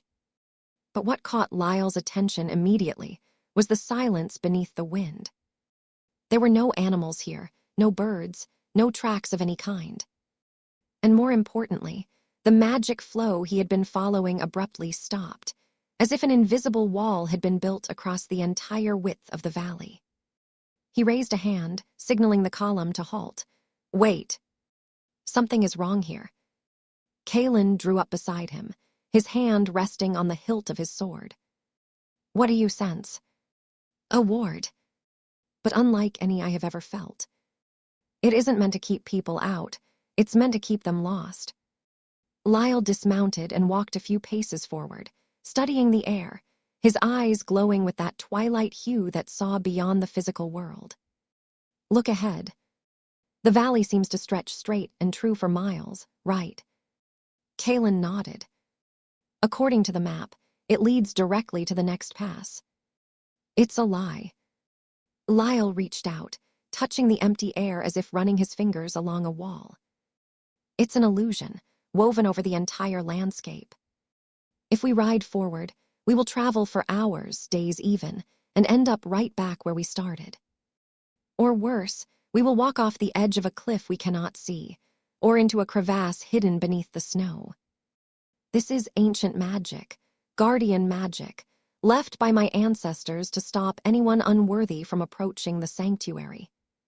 Kaelin looked at the smooth, unbroken white expanse ahead with new respect. Can you break it? Or see through it? I don't need to break it. It is made from the same power I carry. It recognizes my bloodline. I just have to show it who I am. Lyle closed his eyes and let his power rise, letting the unique signature of his magic, the combination of shaping and movement, flow outward like a beacon. He held up the pendant, letting its light shine bright against the gray twilight. For a long moment, nothing happened. The wind continued to howl, the snow swirled, and the false valley stretched endlessly ahead. Then, slowly, the world began to shift. The illusion shimmered like heat haze, and the true shape of the valley emerged. The straight path dissolved, revealing that the ground ahead was broken, cracked, and filled with deep, hidden chasms that would have swallowed them whole. The cliffs on either side twisted, showing gaps and openings that had been hidden before. And directly before them, where the path had seemed to end, stood a massive archway carved directly into the living rock, covered in intricate runes that now glowed with a soft, welcoming blue light. Remarkable, Kaelin breathed, staring at the transformation. It didn't just hide the way, it completely remade the perception of the place. Whoever built this understood magic better than any mage alive today. They understood that the mind shapes the world, Lyle said, stepping through the archway. As he passed beneath the stone, the runes flared brightly, and a feeling of recognition washed over him, a feeling of coming home, of being expected, of being safe. Come on. The path is open now, but I have a feeling the tests are only going to get harder from here. They moved forward cautiously, the landscape shifting back and forth between illusion and reality as they went. Every few miles, they encountered another barrier or another test. Mists that showed terrifying visions of their greatest fears, bridges that existed only if you believed they did, ice that looked solid but turned to water if you approached with ill intent. Lyle guided them through everyone, his connection to the ancient magic acting as a key, a map, and a shield. He learned to speak the silent language of the mountains, to understand what the magic was asking, and to answer it with his own power. But while the ancient guardians tested them, the Order of the Raven was not idle. Late on the 5th night, as they camped in a sheltered cave high up on a glacier, Lyle woke suddenly, his heart hammering in his chest. He sat up instantly, his hand reaching out telekinetically to wake Kaelin without making a sound. "They are here," Lyle whispered, his eyes fixed on the dark mouth of the cave. "Close. Very close. And they brought magic of their own."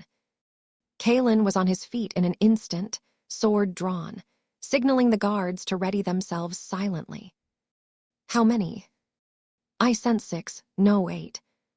Powerful mages, and warriors trained to fight in silence. And they have a leader, someone whose power feels old. Corrupted. It is the same dark energy I felt the night my parents died." Lyle stood up, his cloak falling around him like shadow. "They didn't follow our trail. They knew where these barriers were. They knew how to bypass them. They have been here before. They have been searching for a long time, too." Outside, the wind died down completely. The silence that fell was unnatural, heavy and expectant.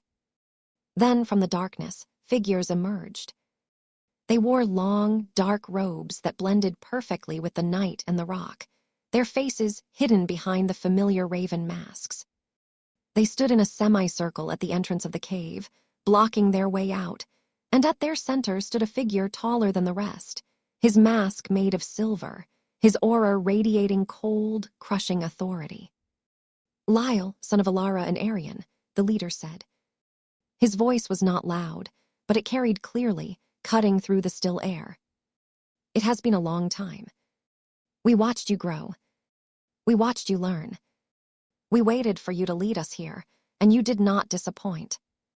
Lyle stepped forward, standing at the mouth of the cave, facing them down. He did not draw a weapon. He did not need to. "You murdered my parents. You destroyed my home. You ruined my life. And also you could steal something that was never yours to take." "We did what was necessary to preserve order," the Raven leader replied calmly, as if discussing the weather. "The power your bloodline guards is too great for any one family, any one person, to hold. It disrupts fate. It changes destiny. It creates chaos. We serve the greater good, boy. We ensure that history follows the path it was meant to follow. No one gets to rewrite the story. Not even you." "Or perhaps," Kaelin interrupted, stepping up beside Lyle, his voice sharp and commanding, "you simply want to be the ones holding the pen. You want to be the ones who decide what happens, who lives, and who dies. That is not order. That is tyranny." The silver-masked leader turned his gaze to Kaelin. "Prince Kaelin of Solaris, the loyal dog that wandered off the leash. You do not understand what is at stake here. This does not concern the empires or the kings. This concerns the very fabric of existence itself. Step aside. We do not wish to destroy you, yet, and let you take the heart." Lyle shook his head, a cold, fierce smile touching his lips. "No. You have made a mistake. You thought I was just a key. You thought I was just a guide. But you forgot one thing. Keys can lock doors too. And I am done leading you anywhere." He raised his hands, and instantly the world around them dissolved into illusion. To the attackers, the cave vanished. The mountains vanished. They found themselves standing on a vast, empty plain of black stone, beneath a sky filled with burning eyes and screaming shadows. Every direction looked the same, every step led nowhere. Lyle had trapped them in a world entirely of his making, a labyrinth of the mind, where they were surrounded by enemies that weren't there, obstacles that couldn't be passed, and darkness that felt solid as iron. At the same time, he reached out with his telekinesis, striking with invisible, crushing force. Boulders tore themselves loose from the mountainside above and crashed down around the attackers, not hitting them, but cutting off their retreat and pinning them in place. The ice beneath their feet shifted and buckled, becoming slippery, unstable, impossible to stand on. But the Order's leader was powerful, and he had prepared for this. With a roar of anger, he unleashed a wave of dark magic that shattered the surface of Lyle's illusion, tearing holes in the false reality and letting the cold night air rush back in. Pathetic tricks. You inherited your parents' power, but you lack their discipline. You play with magic like a child playing with fire. He raised a hand, and bolts of jagged, purple lightning shot toward Lyle, magic that ate through shields, that burned through illusion, that was designed to destroy magic itself. Kalen moved faster than thought. He threw himself forward, pushing Lyle aside, and raised his sword. The blade glowed with a bright, golden light, an enchantment from the royal house of Solaris, forged to stand against dark sorcery. The lightning struck the steel with a deafening crack, and Kalen was thrown backward, skidding across the ice, but the spell was broken. Kalen! Lyle screamed, his focus wavering for a split second. That moment of weakness was all the leader needed. He lunged forward, closing the distance in an instant, a black dagger appearing in his hand, poisoned, enchanted, designed to sever magical connection. But Lyle's grief turned instantly into rage. He didn't weave an illusion this time. He didn't create a deception. He simply moved the world. With a sweep of his arm, the ground beneath the leader erupted upward, a massive spike of solid ice driving him backward and off balance. Lyle rushed forward, his own power surrounding him like a storm, lifting him slightly off the ground, his eyes blazing with pure, white light. He grabbed the silver mask with his bare hand, his skin burning with the intensity of his magic, and tore it away. Beneath the mask was a face that was old, lined, and twisted by bitterness and greed. A face Lyle recognized from old stories his parents had told him. "Mage Valerius," Lyle whispered, stunned. "You were my father's teacher. You were his friend." Valerius laughed, a harsh, grating sound, even as he struggled against the telekinetic grip that held him suspended in the air. "Exactly. I taught him everything. I showed him the wonders of magic, the secrets of the universe, and then he turned his back on it. He decided that he got to decide what was safe, what should be hidden. He hoarded the greatest power in existence just because he thought he was righteous. He was a fool. And so are you." "He was better than you," Lyle said, his voice trembling with anger and sorrow. He understood that power comes with responsibility. You only understand control. He tightened his grip, holding Valerius helpless, while his illusions and telekinetic forces overwhelmed the remaining attackers, disarming them, binding them, driving them into retreat or surrender. The battle was short, brutal, and decisive. Lyle's mastery over his combined powers was absolute now, honed by years of survival and sharpened by the danger he faced. He was no longer the boy hiding in the ruins. He was the master of the shaping, and nothing Valerius could do could stand against him. When the fighting stopped, silence returned to the mountains. Lyle lowered Valerius to the ground, though he kept him bound with invisible bands of force. He rushed over to Kalen, who was sitting up slowly, clutching his side where the dark magic had burned through his clothes and skin. "You idiot," Lyle breathed, kneeling beside him, his hands glowing with soft, healing light as he touched the wound. "You could have been killed. That magic, it destroys everything it touches." Kalen winced but smiled, reaching out to touch Lyle's face, wiping away a streak of grime or blood. "And if you had fallen, none of this matters. I told you, Lyle. We are partners. I protect you. You protect me. That is how this works." Lyle closed his eyes for a moment, letting the warmth of that bond flow through him, healing his friend and steadying himself. Then he stood up and walked back to where Valerius lay trapped against the rock. "Why?" Lyle asked, looking down at the man who had once been trusted, who had helped shape his father's life, who had helped destroy his own. Why betray everything you knew? Everything you taught? Valerius looked up, his eyes burning with fanatical certainty. Because it must be done. If the heart is used, it will change everything. Nations will fall, gods may return, the laws of magic will break. It will be chaos. I am saving the world from itself, Lyle. And you are leading it straight into destruction. You are wrong, Lyle said softly. Chaos is when people fear change so much they are willing to kill, to lie, to control everything just to keep things exactly the same. That is what you do. That is the order. But change is natural. Growth is natural. Choice is natural. My parents hid the heart not to rule, but to wait. To wait until the world was ready. Until someone worthy could use it not to freeze fate in place, but to help people shape their own. He turned away, signaling the guards to secure the prisoner. Take him. We will decide his fate later. But he will not come with us further. The sanctuary does not welcome those who come to steal or destroy. As they prepared to move on, leaving the defeated attackers behind in the icy dark, Kalen came to stand beside Lyle again. He looked at the towering peaks ahead, now illuminated by the light of the pendant, which shone like a second moon in Lyle's hand. We beat them, Kalen said. But Valerius said if the heart is used. He assumes we will use it. He assumes that is why we are going there.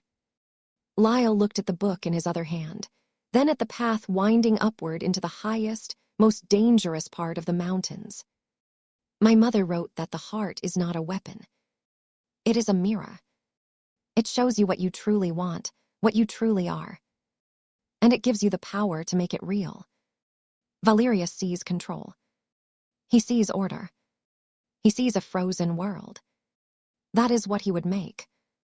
But he looked at Kalen, at the soldiers who had followed him through hell and ice, at the memory of his parents, at the hope of a better future. I want freedom, Lyle said firmly.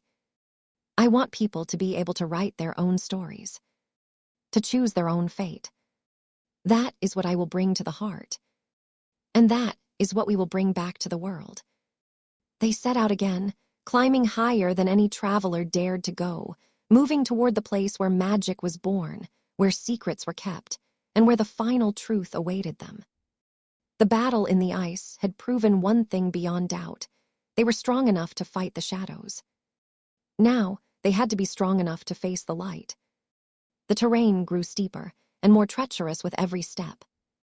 The air became thin and biting, making breathing difficult and forcing them to move slowly, conserving their strength.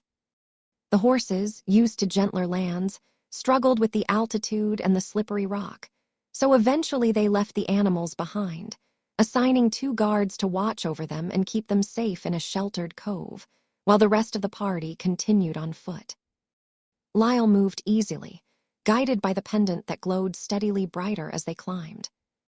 The ancient magic around them grew more intense, wrapping around them like a warm cloak, but it also became more demanding. It responded to his power, shifting the ground beneath their feet, shaping paths out of solid stone, and clearing away obstacles that would have blocked their way.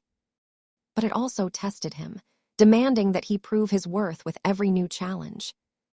They crossed bridges that seemed to float on thin air, carved from ice that held the weight of their step only because the magic willed it so. They passed through halls where the walls seemed to breathe, shifting and changing as they walked, revealing beautiful carvings and murals that told the history of the bloodline, images of ancestors standing tall, protecting the world, working together with magic and will to keep the balance intact. They saw drawings of the heart of the world, not as a glowing gem or a powerful artifact, but as a source of light that connected everything, from the smallest stone to the farthest star. Every time they paused to rest, Lyle studied the drawings and writings in his mother's book, cross-referencing them with the sights around him. He began to understand the purpose of the sanctuary. It was not just a hiding place or a fortress. It was a living library, a temple, and a training ground all in one. It existed outside the normal flow of time and space, built specifically to guard something that could alter the very nature of reality, and to ensure that only those who understood responsibility, wisdom, and compassion could ever come near it. 3 days after defeating Valerius, they reached the final barrier. Before them stood a massive, perfectly smooth wall of white crystal, rising high above the peaks and disappearing into the clouds. It was shaped like an arch, but there was no opening, no door, no handle or mark of any kind. It simply stood there, silent and unyielding, radiating power that made the air hum with energy. Lyle stopped at the base of the crystal wall, his heart beating fast with a mixture of excitement and fear. He could feel the presence of something immense behind it, something ancient, something alive. It was not hostile, but it was immense, vast beyond comprehension, like standing before a mountain that thought and felt. "This is it," he said quietly. "The entrance to the inner sanctuary. The place where the heart is kept."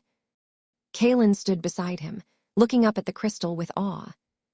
"It is beautiful, but it feels heavy, like holding the weight of the world." "It is," Lyle agreed. "And it will not open just because we ask it to. It will only open if we can show it that we are worthy, that we understand what we are protecting. I have to speak to it. I have to show it who I am." He stepped forward, leaving the others behind, and placed both hands flat against the cool, smooth surface of the crystal.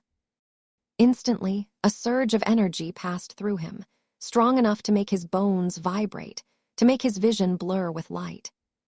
Images flooded his mind, millennia of history, countless lives, the flow of time and change, the way events connected and shaped one another. He felt the weight of every decision ever made, every joy and every sorrow, every success and every failure. "You carry the blood of guardians," a voice echoed in his mind, not spoken with words but felt deep in his soul. "You carry the burden of choice. Tell me, child of Alara and Arian, why do you come here? What do you seek?" Lyle closed his eyes, letting the energy flow through him, letting it strip away the masks and the lies, the fears and the doubts, until only the truth remained. "I come here because something precious was taken from my family," he said aloud, his voice clear and steady, reaching beyond the physical walls. "I come here because those who took it want to use it for their own purposes, to control the world and change it into something small and rigid. I come here because I want to protect what is good, what is free, what allows people to choose their own paths and live their own lives. I do not seek power for myself. I seek safety for everyone. I seek balance. I seek the right way to use something that is too great to be owned by any one person or group." "You say you seek balance," the voice replied. "But balance means holding things still, keeping them the same. The order seeks the same thing, though they call it order. Do you not see the difference?" "The difference is intention," Lyle answered firmly. "They want to stop change because they are afraid of it. They want to freeze fate because they believe it is safer that way. But change is life. If nothing ever changes, nothing ever grows, nothing ever learns. The world would become a dead thing. I do not want to stop change. I want to guide it. I want to make sure that change brings good, not harm. I want to give people the chance to shape their own destiny, not to have it decided for them by those who think they know best." The crystal wall began to glow, first with a soft blue light, then brighter and brighter until it shone like the sun. Runes appeared across its surface, moving and shifting, forming patterns that Lyle recognized as the same symbols from his mother's book. "You understand," the voice said, now sounding warm and approving. "Your parents knew this. They did not hide the heart because they feared it. They hid it because they knew that, when the time came, only those who understood this truth would be able to approach it. You have passed the first test." A section of the wall slowly slid aside, opening into a vast chamber beyond. The light that came from within was not harsh or blinding, but soft and golden, filling the space with a sense of peace and wonder. Lyle stepped through, and the others followed, moving into the heart of the sanctuary. The chamber was unlike anything they had ever seen. It was large enough to hold an entire city, but it felt intimate, like a room made of starlight and mountain stone. Floating gently in the center of the space, suspended in the air, was a sphere of brilliant, shifting light. It was not solid, not like any object made of matter. It seemed to be made of pure energy, constantly changing shape and color, reflecting images of places and times that did not exist anywhere else. It pulsed slowly, like a heartbeat, sending out waves of calm power that washed over everyone who entered, easing their minds and lightening their burdens. That was the heart of the world. Lyle walked slowly toward it, drawn as if by an invisible thread. As he drew closer, he felt the power within it, not as something to be feared or used, but as something to be understood. It was not a weapon, not a source of unlimited strength, but a reflection of reality itself. It showed what was possible, what had been, and what could be. It gave those who were worthy the ability to turn possibility into reality, but only if their intentions were true. When he was within arm's reach, he stopped. He reached out, not to take it, but to touch it gently with his fingertips. Instantly, he was overwhelmed by a flood of knowledge and understanding. He saw how magic worked, how it connected every living thing and every object in existence. He saw how the threads of fate were woven, how choices changed the pattern, how events rippled outward like stones dropped into water. He felt the history of his family, the sacrifices they had made, the wisdom they had gathered, and the love that had kept them strong. He saw the path that lay ahead, not as a single line that had to be followed, but as thousands of paths, all open, all waiting to be chosen. And he saw the truth about the Order of the Raven. He saw their origins, their beliefs, their fears, and their plans. He understood why they did what they did, not because they were evil, but because they had seen the darkness that magic could bring, and they had made a terrible choice. They decided that it was better to control everything than to risk chaos. They had become trapped in their own fear, and they had forgotten that fear was not a good master. Lyle opened his eyes, feeling different, older, wiser, more connected to the world around him than ever before. The power of the heart flowed through him, gentle and guiding, not overwhelming or demanding. It was like having a window into the very nature of existence, clear and unobstructed. Kaelin stood nearby, watching him with respect and love. "Are you all right?" he asked. "I am," Lyle said, turning to face him, his voice calm and clear. "I understand now. I know what we have to do. The heart is safe here, but it cannot stay hidden forever. The world is changing, and it needs to know that such power exists, not to be used for destruction, but to be understood and guided. But we cannot give it to just anyone. We have to teach people how to use it wisely." He looked around at the chamber, at the light of the heart, at the images that still swirled within it. My parents didn't hide it forever. They prepared it for this moment, for when someone would come who could understand its purpose. And now that person is here. He turned back to the heart, raising his hands. The light responded, shifting and moving, flowing around him like water, merging with his own power until they became one. He did not take it or take control of it. Instead, he became its guardian, its voice, its connection to the world.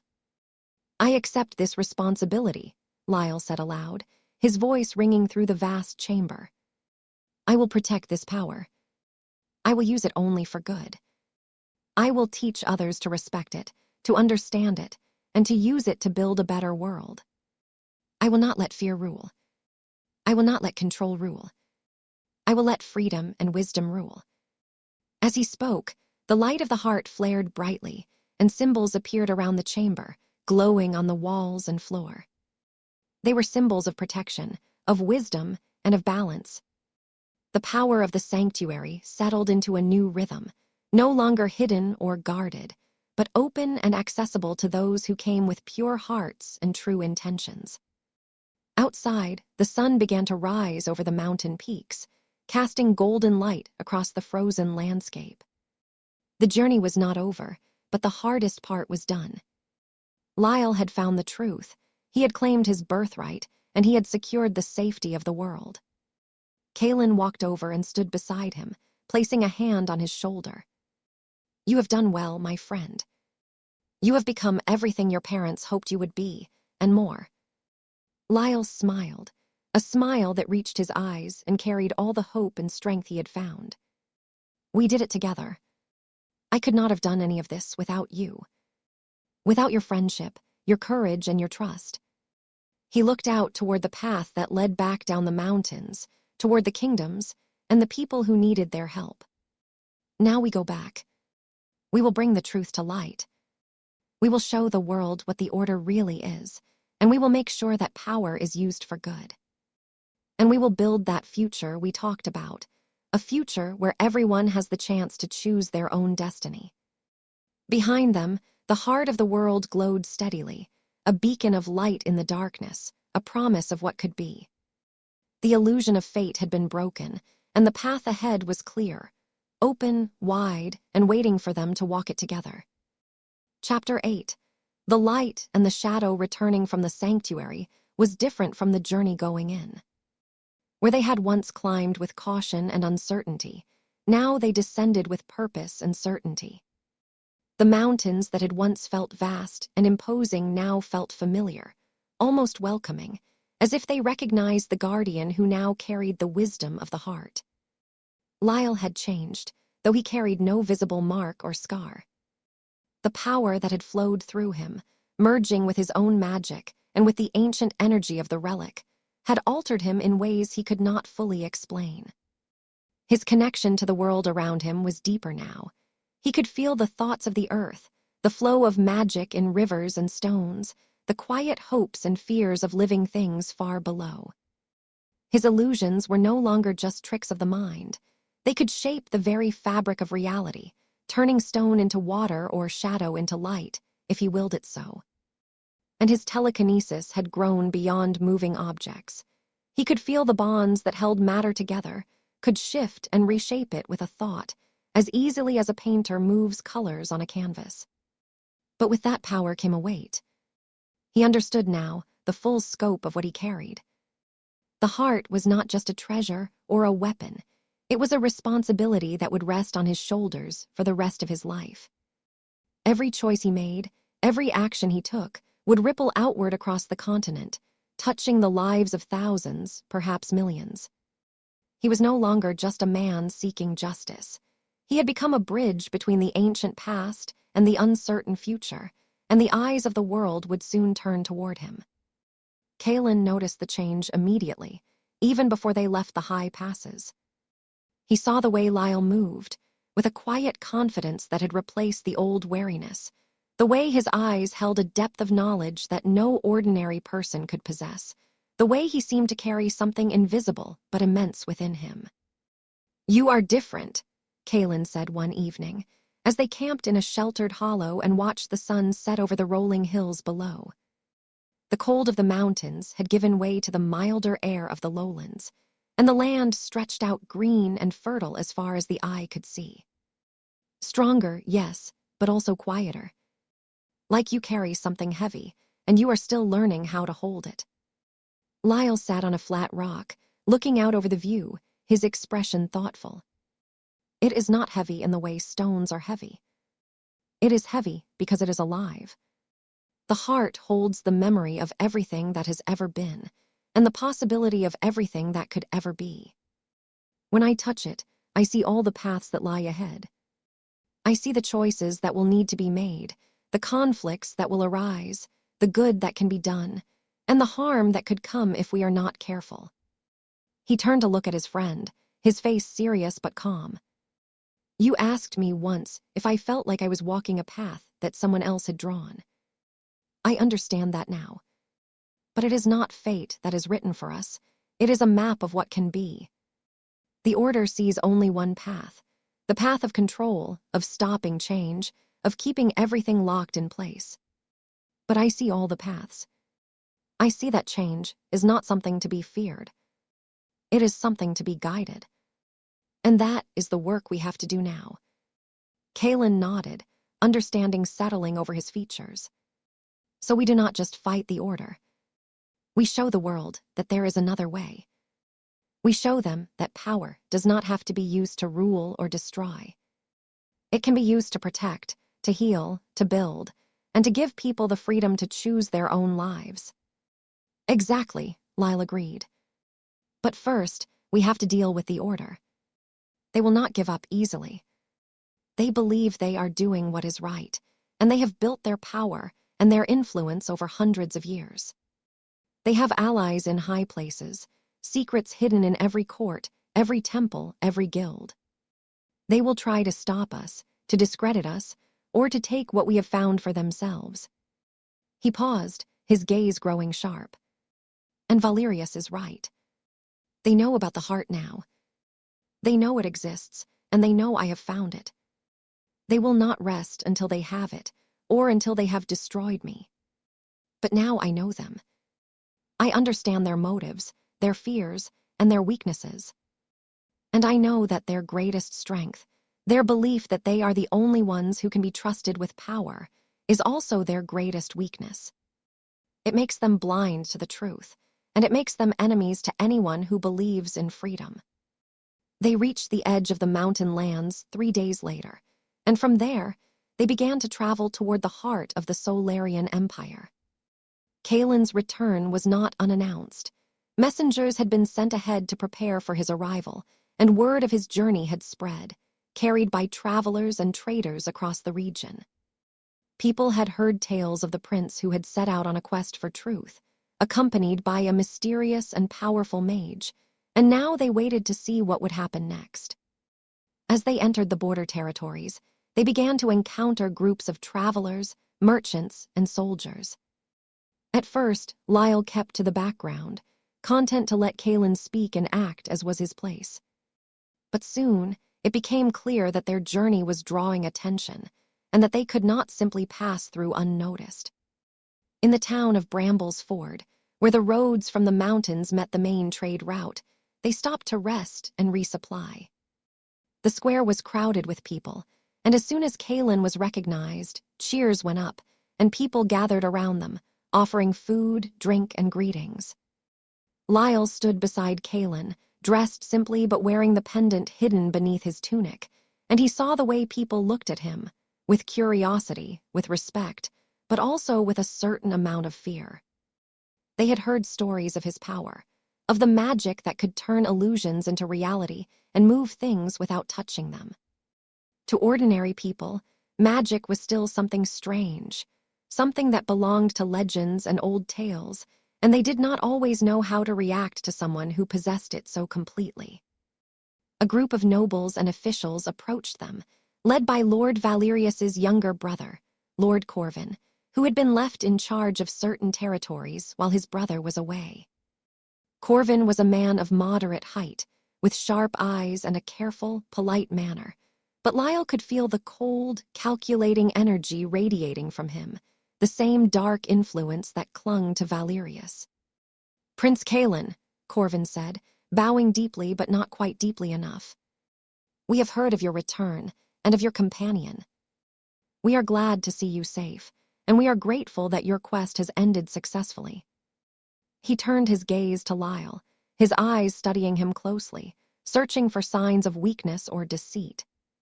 "They say you have returned with great knowledge, and with power beyond what is common. We hope that you will share what you have learned with the kingdom, and that you will use your strength to help maintain order and stability." Lyle met his gaze directly, his own eyes glowing faintly with that twilight light that marked his heritage. "We have learned much, Lord Corvin, and we intend to share what we can share. But order and stability do not mean that everyone must follow the same path, or that power must be kept in the hands of only a few. True order comes from trust, and true stability comes from allowing people to grow and choose their own way." Corvin's smile tightened, but he kept his voice smooth. Wise words, no doubt. But some things are too important to be left to choice. Some things must be protected, controlled, and guided by those who understand them. You have great power, young mage. Great power can be dangerous in the hands of those who do not know how to use it properly. Power is only as dangerous as the intentions behind it, Lyle replied calmly. A knife can be used to prepare food or to build shelter, or it can be used to harm. The tool is not the problem, it is the person who holds it. And people are best trusted when they have the ability to make their own decisions and the wisdom to understand the consequences of their actions. The conversation ended there, with Corvin offering polite hospitality but leaving Lyle with a clear message. The old beliefs still held strong in places, and the influence of the order was far greater than they had realized. That night, as they rested in the town's inn, Kaelin sat with Lyle in their private room, the windows shuttered and the doors locked. You saw the way he looked at you, Kaelin said, his voice low. Corvin is not just an official. He is a member of the order. Just like his brother. And there are hundreds like him, holding positions of power across every kingdom. I know, Lyle said, leaning back in his chair and closing his eyes for a moment. He reached out with his senses, feeling the currents of magic and influence flowing through the town, sensing the presence of hidden agents and secret connections. I can feel them. They are everywhere, moving in the shadows, watching, waiting. They do not reveal themselves openly, but they shape events from behind the scenes. They want us to think that we are making choices, that we are leading events. But they have been planning and manipulating for so long. They believe they know how everything will turn out. He opened his eyes, his expression determined. But they do not know me. They do not know what I can see, or what I can do. We cannot fight them with swords or armies alone. We have to show the world the truth. We have to make people see what the order really is, and what they are trying to do. If we can win the hearts and minds of the people, then their power will crumble. Because power without support is nothing. Kaelin nodded, agreeing completely. Then that is what we will do. We will travel to the capital, to the great cities and the small towns alike. We will speak, we will show what we know, and we will prove that there is another way to live and rule.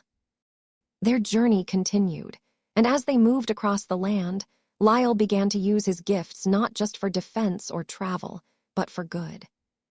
Wherever they went, he used his illusions to bring stories to life, showing people how the world had been in the past and how it could be in the future. He wove images of villages where everyone was safe and fed, of roads where travelers could walk without fear, of kingdoms where different people and different beliefs lived together in peace. He used his telekinesis to help those in need, lifting heavy loads for farmers, clearing blocked roads, repairing damaged buildings, moving water to dry fields. People began to speak of them in whispers, then in songs and tales. They called Lyle the light-bearer, for the way he could bring wonder and clarity to dark places, and they called Kaelin the brave prince, for standing beside him and supporting his work. Slowly but surely, the reputation of the order began to fade, replaced by the growing influence of the two travelers and the message they carried. But the order did not remain silent. Their influence worked in hidden ways. Rumors began to spread that Lyle was a dangerous sorcerer, that his magic was evil, that he was trying to overthrow the kingdoms and take power for himself. Stories were told about strange events happening in distant places, events that were blamed on Lyle and his companions, even though they were hundreds of miles away. Corvin and his allies used their positions to turn officials and nobles against them, making it difficult to travel, to trade, or to be received with honor. One evening, as they traveled through a forested region on their way toward the capital, they encountered a group of armed men blocking the road. They wore the livery of the kingdom, but Lyle could feel the familiar dark magic surrounding them, and he recognized the symbols they carried, small ravens woven into their belts and shields. "Halt!" shouted the leader, stepping forward. By order of the crown, you are to be detained. You stand accused of practicing forbidden magic, of spreading false teachings, and of disturbing the peace of the realm. Come quietly, and you will be treated fairly. Resist, and you will be removed by force. Kalen stepped forward, his hand on the hilt of his sword, his face cold with anger. These are false charges. We have done nothing wrong. We travel in peace, bringing knowledge and help to those who need it. Stand aside and let us pass. The order comes from higher than you know, Prince, the leader replied, his voice hard and unyielding. We are only following instructions. Surrender your weapons and your power, and come with us. Lyle stepped forward, standing beside Kalen. He did not raise his voice, but his presence filled the air, strong and steady. You are not following the crown. You are following the order of the Raven. You have been sent here to stop us, to stop the truth from being told. But you cannot do that. The truth is stronger than any army, stronger than any law, stronger than any lie you can spread. He raised his hands, and the air around them seemed to shimmer. The trees behind the soldiers began to change, their leaves turning bright and glowing, and images appeared among the branches, images of Valerius and Corvin meeting in secret, of plans being made to control the world, of crimes committed in the name of order. The soldiers stared up, their eyes wide, unable to look away as the truth was shown clearly before them. You see, Lyle said, his voice calm but powerful. This is what they do. They lie. They deceive. They act in secret, and they call it order. But what they really want is power. They want to control what you think, what you do, and who you are. They do not care about peace or safety. They only care about keeping themselves in control. The images faded, and the soldiers stood silent, their faces pale. They looked at each other, then back at Lyle and Kalen, and they began to lower their weapons.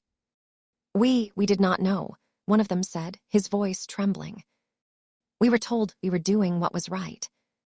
Many things are done in the name of right that are not right at all, Lyle replied gently. But you can choose now. You can choose to follow the truth, or you can choose to follow those who would deceive you. The choice is yours. One by one, the soldiers laid down their arms. The leader, seeing that his men would not fight, finally bowed his head in defeat. We will not stop you, and we will tell others what we have seen. We will not follow them anymore. They stepped aside, letting Lyle and Kalen pass, and as they rode away, Lyle knew that they had gained not just one victory, but many. For every soldier who turned away from the order, there were others who would hear their story, and who would begin to question what they had been told. As they traveled closer to the capital city, the atmosphere grew heavier. They could feel the tension in the air, the divided opinions, the fear and the hope that lay beneath the surface. They knew that their arrival would be the moment when everything would change. Either the truth would be revealed, and the world would move toward a new future, or the shadows would close in and try to erase everything they had worked for. They reached the gates of the capital at midday, and as they entered, they saw that the city was divided. On one side, people gathered and cheered, waving flags and calling out their names. On the other side, groups of people stood silent, watching with uncertain or hostile expressions, their minds filled with the lies that had been spread. Kalen rode forward, holding up his hand to quiet the crowd. People of Solaris. He called out, his voice clear and strong, carrying across the square. I have returned from a journey that has shown me truths that were hidden for too long. I have traveled with Lyle, who carries knowledge and power that can change the world. But power is only good when it is used for good. And truth is only useful when it is known. He turned to face the whole city, his voice ringing out. The Order of the Raven claims to bring order. But order is not built on lies and secrets. It is built on trust, on freedom, and on the belief that every person has the right to choose their own path. We have come to show you what is true, and to ask you to choose. Do you want to live in a world where you are told what to think, or do you want to live in a world where you can build your own future? Lyle rode beside him, and as he looked out over the crowd, he felt the weight of all that had happened, all that was happening, and all that was yet to come. He saw the faces of his parents in his mind. He saw the faces of the people who had died because of the Order's actions, and he saw the faces of all the people who still lived, waiting for hope. He raised his hand, and the sun seemed to shine brighter, as if responding to his power. "I do not come to rule you," he said, his voice reaching every corner of the square. "I come to show you that you have the power within yourselves. You have the power to choose, to learn, to grow, and to make the world better. The Order wants to take that power away. But we will not let them. We will stand together, and we will build a world where everyone is free, and where power is used to help everyone, not just a few." The crowd fell silent for a moment, and then a cheer went up, at first soft, then growing louder and stronger, spreading through the city like a wave. The shadows had not gone away, and the battle was not over. But the light had been shown, and people had seen it. And as long as they stood together, the darkness could not prevail. Lyle and Kaelin rode through the streets of the capital, welcomed by some and watched by others, but moving forward with courage and hope. The journey was far from finished, but they had taken the first great step. The illusion of fate was broken, and now, at last, they were writing their own story, together and for the future of all people. Chapter 9. Truth and consequence. The days that followed their arrival in the capital were filled with movement, meeting, and the slow, difficult work of changing minds. The city of Solara was the heart of the Solarian Empire, a place of magnificent palaces, grand markets, and towering spires that reached toward the sky. It was also a place of deep divisions, where ancient traditions clashed with new ideas, and where power was guarded as carefully as any treasure. Lyle and Kaelin made their home in a wing of the royal palace, a place that had once felt like a prison to the prince, but now felt like a stage for the work they had to do. They did not remain within the walls, however. They traveled through every district of the city, speaking in the great halls and in the small squares, holding meetings with nobles, scholars, merchants, and common people alike. Lyle used his magic not to impress or frighten, but to reveal. He would weave illusions that showed the true history of the land, not the stories that had been written to make the Order look noble, but the facts, the secrets, and the harm that had been done in the name of order for centuries. He showed them the meetings where decisions had been made without the people's knowledge. He showed them the ways that information had been controlled, so that no one knew what was really happening beyond their own lives. He showed them how entire regions had been kept poor and weak, so that they could not challenge the authority that ruled over them. And he showed them the truth about his parents, how they had not been rebels or troublemakers, but guardians who had sought to protect the world from the very power that now threatened to take control of everything. Many who heard them were moved. People began to question what they had been told, to look at the world around them with new eyes, and to demand answers from those in power. But there were others who resisted fiercely. The Order had spent so long working in secret, building alliances and placing their agents in every position of influence, that they had become deeply rooted in the structure of society. They had convinced many that change was dangerous, that stability required control, and that those who spoke of freedom were simply seeking to cause chaos. Lord Corvin was among the most vocal of their opponents. He held a high position in the Royal Council, and he used every tool at his disposal to discredit Lyle and Kaelin. He made speeches claiming that Lyle's magic was unnatural and dangerous, that his ideas would destroy the laws and traditions that held the Empire together, and that he was a foreign influence trying to undermine the kingdom from within. He spread stories of strange occurrences and mysterious events, blaming them on Lyle and his companions, even when there was no evidence to connect them to such things. One evening, as they sat in the council chamber, the tension reached its highest point yet. The room was filled with nobles and officials, some listening with open minds, others watching with suspicion or hostility. Corvin stood at the center of the discussion, his voice sharp and full of conviction. "Prince Kalen," he said, turning to his fellow counselor, "and you, mysterious mage who claims to speak for truth, you ask us to abandon the ways that have kept our people safe and prosperous for generations.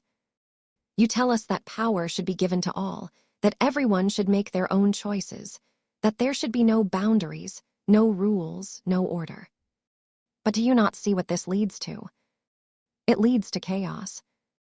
It leads to the strong taking advantage of the weak. It leads to a world where nothing is secure, where everyone is fighting for themselves, and where the only law is the law of the jungle." He paused, looking around the room, letting his words sink in. "We have seen what happens when such ideas take hold. We have seen kingdoms fall, societies collapse, and suffering spread across the land. The Order of the Raven has worked for centuries to prevent this. They have worked to maintain balance, to keep power in responsible hands, and to ensure that no one can do harm to others. They are not enemies of freedom, they are protectors of it. They protect us from ourselves." Lyle sat quietly through the speech, listening carefully, observing the faces of those present. When Corvin finished, he stood up slowly, his movements calm and deliberate. The room fell silent, all eyes turning toward him. "You speak of protection, Lord Corvin," Lyle said, his voice clear and steady, carrying to every corner of the large chamber. "But let us look at what protection really means. If you lock a child in a room and tell them they cannot go outside, you may be protecting them from danger.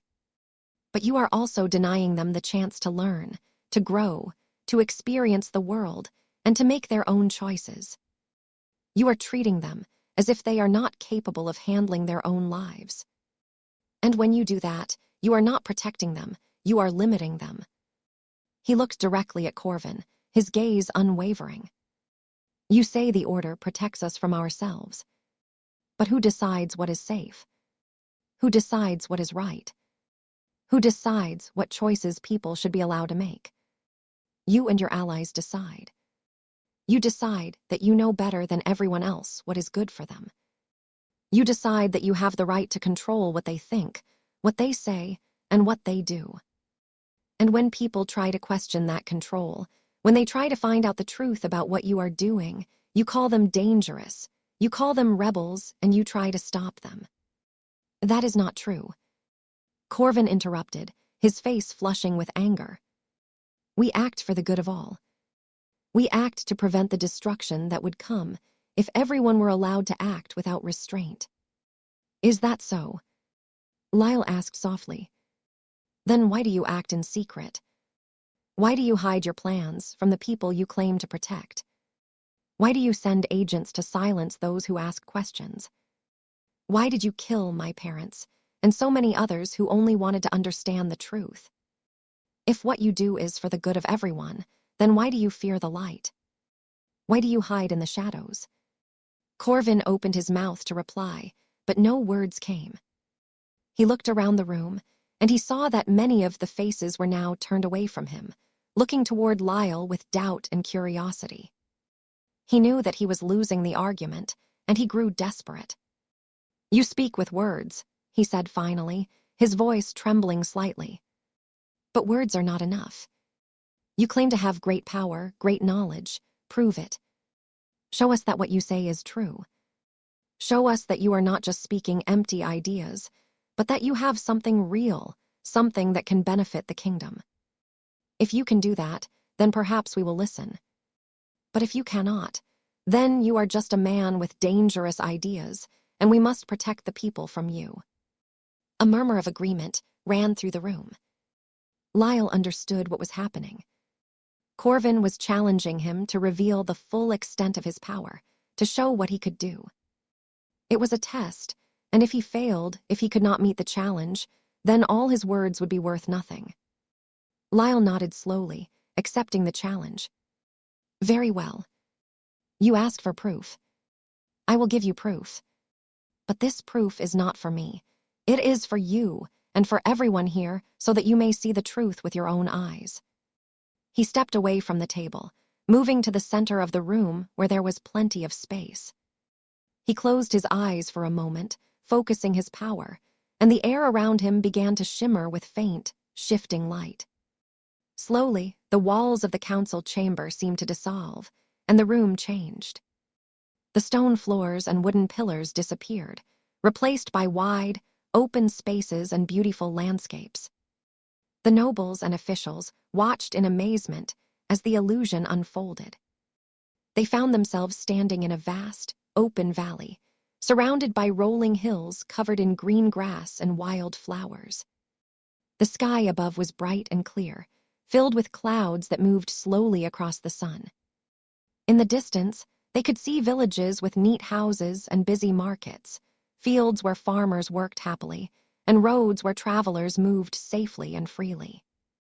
"Look," Lyle's voice came, calm and clear, seeming to come from everywhere at once. "This is what a world looks like when people are free. When they can make their own choices, when they can learn and grow, when they can work together to build something good. There is order here, but it is order that comes from trust, from cooperation, from people choosing to live in peace and harmony. There is safety here, but it is safety that comes from strength, not from control." Then, slowly, the landscape changed. The bright colors faded, the air grew cold and gray, and the peaceful valley was replaced by a dark, shadowy place. The villages became empty and abandoned, the fields turned to dust and rock, and the roads were blocked and overgrown. Figures moved through the darkness, silent, hidden, watching from behind walls and doors. "And this," Lyle said, "is what happens when control becomes more important than freedom. When power is held by a few, who decide what everyone else can do. When secrets are kept and information is hidden. When people are afraid to speak, afraid to act, afraid to think for themselves. This is not order. This is stagnation. This is death. The world stops growing. It stops changing. And eventually, it begins to crumble." He paused, and the images shifted again. This time, they showed meetings in dark rooms, where men in black robes discussed plans and strategies. They showed orders being sent out, commands that told people what to do, what to think, and what to believe. They showed acts of violence and deception, all done in the name of keeping things the way they were. "These are the things that happen behind closed doors," Lyle continued. "These are the actions that make you think you are keeping order. But look at what they cost. Look at the lives that are lost, the potential that is wasted, the hope that is taken away. You think you are protecting something, but you are destroying the very thing that makes life worth living, the chance to choose, to dream, and to create." The illusion faded, and they were back in the council chamber, the stone walls and wooden furniture all around them. The silence that followed was heavier than any speech. Some of the nobles looked shaken, their faces pale. Others looked thoughtful, as if they were seeing things in a new way. And Corvin stood there, his face twisted with anger and fear. "You have used magic to trick us," he shouted, his voice loud and angry. "You have created images to make us believe what you want us to believe. This is not proof. This is deception." "Is it deception?" Lyle asked quietly. "Or is it simply showing you what is real, what is happening, what could happen? You say you want proof. You say you want to know the truth. I have shown it to you. Whether you choose to believe it or not is up to you." Kaelin stood up then, speaking for the first time. "Lord Corvin, you have asked for proof. You have seen what Lyle can do. You have seen the difference between a world of freedom and a world of control. Now it is time for you to answer. Why do you oppose this? Why do you try to stop the truth from being known? Is it because you believe in what you are doing? Or is it because you know that if people see the truth, your power will be lost?" Corvin stepped back, looking from Kaelin to Lyle, his eyes wide with panic. He knew that he had lost. The support he had once held was slipping away, and he could feel the influence of the order beginning to crumble around him. He tried to think of something to say, something that would save him, but he could find no words. "You will regret this," he said finally, his voice weak. "You have started something you cannot control. The order will not give up. They will fight back. And you will learn that you have made a terrible mistake." He turned and hurried out of the chamber, leaving behind a room full of people who now understood the choice that lay before them. In the days that followed, the truth spread through the city like wildfire. People began to talk, to discuss, to question. More and more of them realized that Lyle and Kaelin were not enemies of the kingdom, but friends who had come to save it from a darkness that had grown too deep. The order's influence began to fade, and their agents, seeing which way the wind was blowing, began to disappear or to change sides. But Corvin's warning was not empty. The battle was far from over. They soon learned that the order had not given up their plans. They had simply changed their methods. Instead of working openly, they began to act in secret, trying to cause trouble, to create fear, and to make people doubt Lyle and Kaelin. There were attempts on their lives, rumors spread that tried to turn the people against them, and efforts made to undermine their work in every way possible. One night, as Lyle and Kaelin walked through the gardens of the palace, away from the prying eyes and ears of the court, they stopped near a fountain that bubbled with clear, cool water. The moon shone down on them, casting soft shadows across the grass and flowers. "They will not stop," Kaelin said, looking out over the quiet gardens. "They believe so strongly in what they do that they will fight until there is nothing left to fight for. They have lived with their beliefs for so long, they cannot imagine that they are wrong." Lyle leaned against the stone wall, looking up at the stars that shone brightly in the dark sky. "I do not expect them to change easily. But I think we have won the first battle.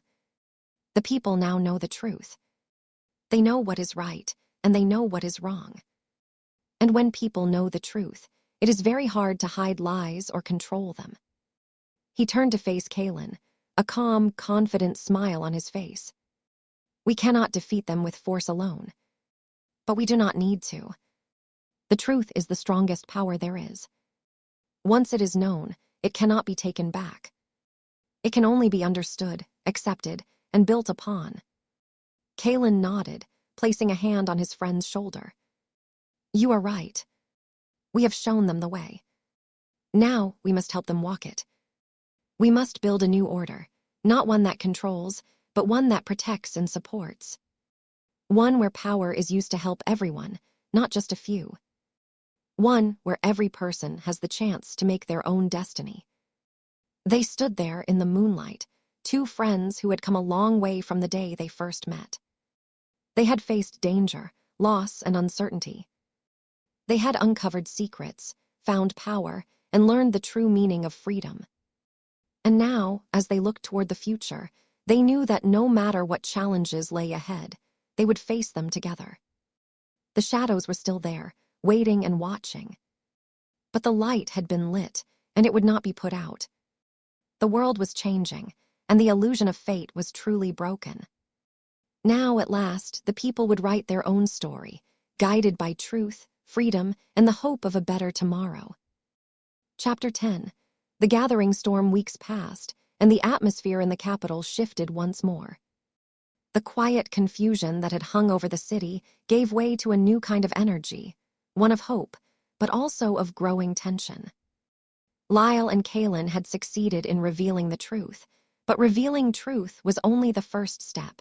Building something new to replace what had been broken was far more difficult. The old structures of power had been built on secrecy and control, and they did not crumble easily. Even as members of the order abandoned their positions or spoke out against their former allies, there were still many who clung to the old ways, who feared change, and who believed that stability could only be maintained through strict rules and authority. Corvin had not been seen since that day in the council chamber, but his absence was felt everywhere. Rumors spread that he had fled the city, or that he was gathering forces in secret, preparing to strike back. The guards and soldiers who had once been loyal to the order now stood uncertain, their loyalties divided between the traditions they had grown up with and the new truth they had learned. It was a fragile time, one where a single event could tip the balance either toward peace or toward chaos. Lyle spent much of his time moving among the people, not just in the grand halls of the palace, but in the markets, the workshops, and the quiet neighborhoods where ordinary life unfolded. He spoke to farmers who worried about their crops, to merchants who feared losing their trade routes, to parents who wanted only safety and opportunity for their children. He used his magic not to perform wonders or impress, but to solve problems. He made dry fields bloom with gentle waves of water that moved through the air with perfect precision. He wove protective barriers around villages to keep out harsh storms and wild animals.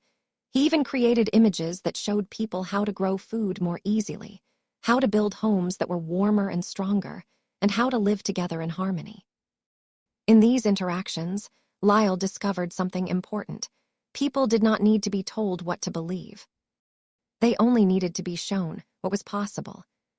When they saw that freedom and responsibility could go hand in hand, that progress and tradition could exist together, and that power could be used to lift everyone up rather than holding some down, they embraced the idea with open hearts. Slowly, steadily, the influence of the new way of thinking grew stronger, spreading from the capital out into the surrounding regions, carried by travelers, traders, and storytellers. But the order was not idle. While their public support faded, their hidden strength remained. They had agents in every kingdom, alliances with noble houses who had benefited from their rule, and resources that had been accumulated over centuries. They believed that the world could not survive without their guidance, and they were determined to stop the change that was coming, even if it meant destroying everything they had helped build. The first sign of their new strategy came not with violence, but with deception. Strange incidents began to occur across the land. Fires that seemed to start without cause, crops that withered despite good weather, accidents that looked like simple misfortune, but carried the mark of dark magic. At first, people whispered that these were natural disasters or bad luck, but soon the truth began to spread. Someone was causing these problems, and the signs pointed back to Lyle and Kaelin. Rumors began to circulate again, louder and more dangerous than before. They claimed that Lyle's magic was unnatural, that it brought bad luck and misfortune wherever he went. They said that he was trying to disrupt the natural order of things, that his ideas would lead to suffering and destruction. Some even began to say that he was not the guardian he claimed to be, but a dangerous sorcerer who sought to take power for himself. These lies spread like poison. In some towns, people turned away travelers who looked like they might be connected to Lyle. In others, groups gathered to protest, demanding that he be driven out or punished. Even some who had once believed in him began to doubt, confused by the conflicting stories and the fear that had been planted in their minds. One evening, as Lyle and Kaelin walked through the main market square, they could feel the atmosphere shifting. The usual cheerful noise of bargaining and conversation had been replaced by quiet glances and tense faces. People stepped aside as they passed, but there was no longer the warmth or respect that had been there before. A group of merchants stood near the entrance to their stalls, speaking in low voices, and when they saw Lyle looking their way, they quickly turned and walked away. "This is what they do," Kaelin said quietly, his voice tight with frustration. "They cannot win by truth, so they try to win by fear. They make people afraid of change, afraid of power, afraid of anything that is different. And when people are afraid, they will believe anything." Lyle stopped walking and looked around the square. He could feel the confusion in the air, the fear, and the doubt that had taken root. He closed his eyes for a moment, letting his power flow outward, not to create an illusion or to force his will on anyone, but to understand what was happening in the minds and hearts of the people around him. He saw that it was not their fault. Most of them were good people who only wanted safety and security. They had lived their whole lives being told that order came from control, that safety came from rules, and that anyone who questioned those things was a threat. They had been raised to believe that difference was dangerous, and that change meant loss. They were not bad, they were just lost, caught between the old ways and the new, not knowing which path to take. When he opened his eyes, he looked at Kaelin with a calm, understanding expression. They are not our enemies. They are victims, just as much as we are. They have been told lies for so long, they have no way of knowing what is true. We cannot fight them with anger or force. We have to show them that they are safe. That change does not mean danger, and that freedom brings more security than control ever could. But how? Kaelin asked. How do we reach people who have been taught to distrust everything we say and do? By being patient, Lyle replied. By showing them, not just telling them. And by giving them proof that what we offer is better than what they have known. That night, they held a gathering in the great courtyard of the palace. They did not call it a speech or a meeting. They simply announced that anyone who wished to come was welcome, and that they would show something that would help everyone understand. When the evening came, thousands of people gathered, filling the courtyard and the streets leading up to it. The air was heavy with expectation and uncertainty, but no one left. Lyle stood at the center of the open space, with Kaelin beside him. He did not raise his voice or try to command attention. Instead, he closed his eyes and began to weave his magic, not to create images that would dazzle or frighten, but to show truth in a way that everyone could understand. Slowly, the darkness of night was pushed back, not by bright light that hurt the eyes, but by a soft, warm glow that filled the whole area. Around them, the ground seemed to open up, and scenes began to appear, scenes from the past, scenes from the present, and scenes from what could be. They saw the history of the land, but told from the perspective of ordinary people. They saw farmers who had been forced to give most of their crops to those in power, leaving their own families hungry. They saw craftsmen who were forbidden to create new things because they might upset the established order.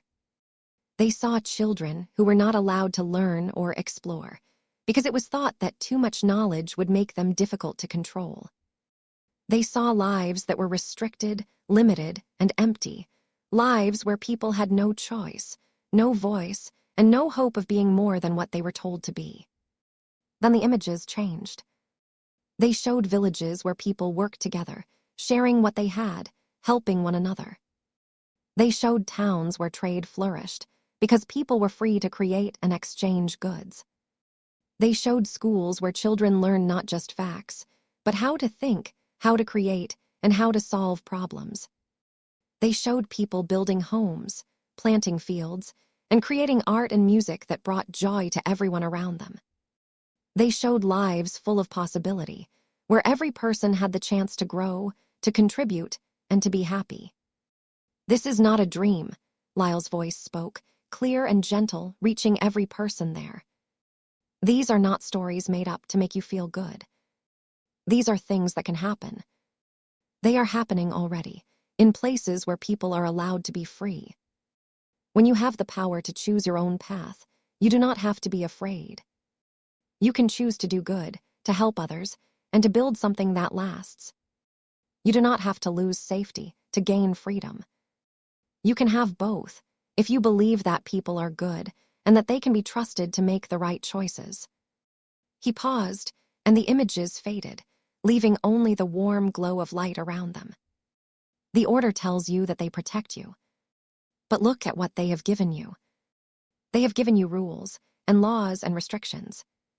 But they have taken away your chance to be who you really are. They have taken away your power. And power is not something to be feared. It is something that belongs to everyone.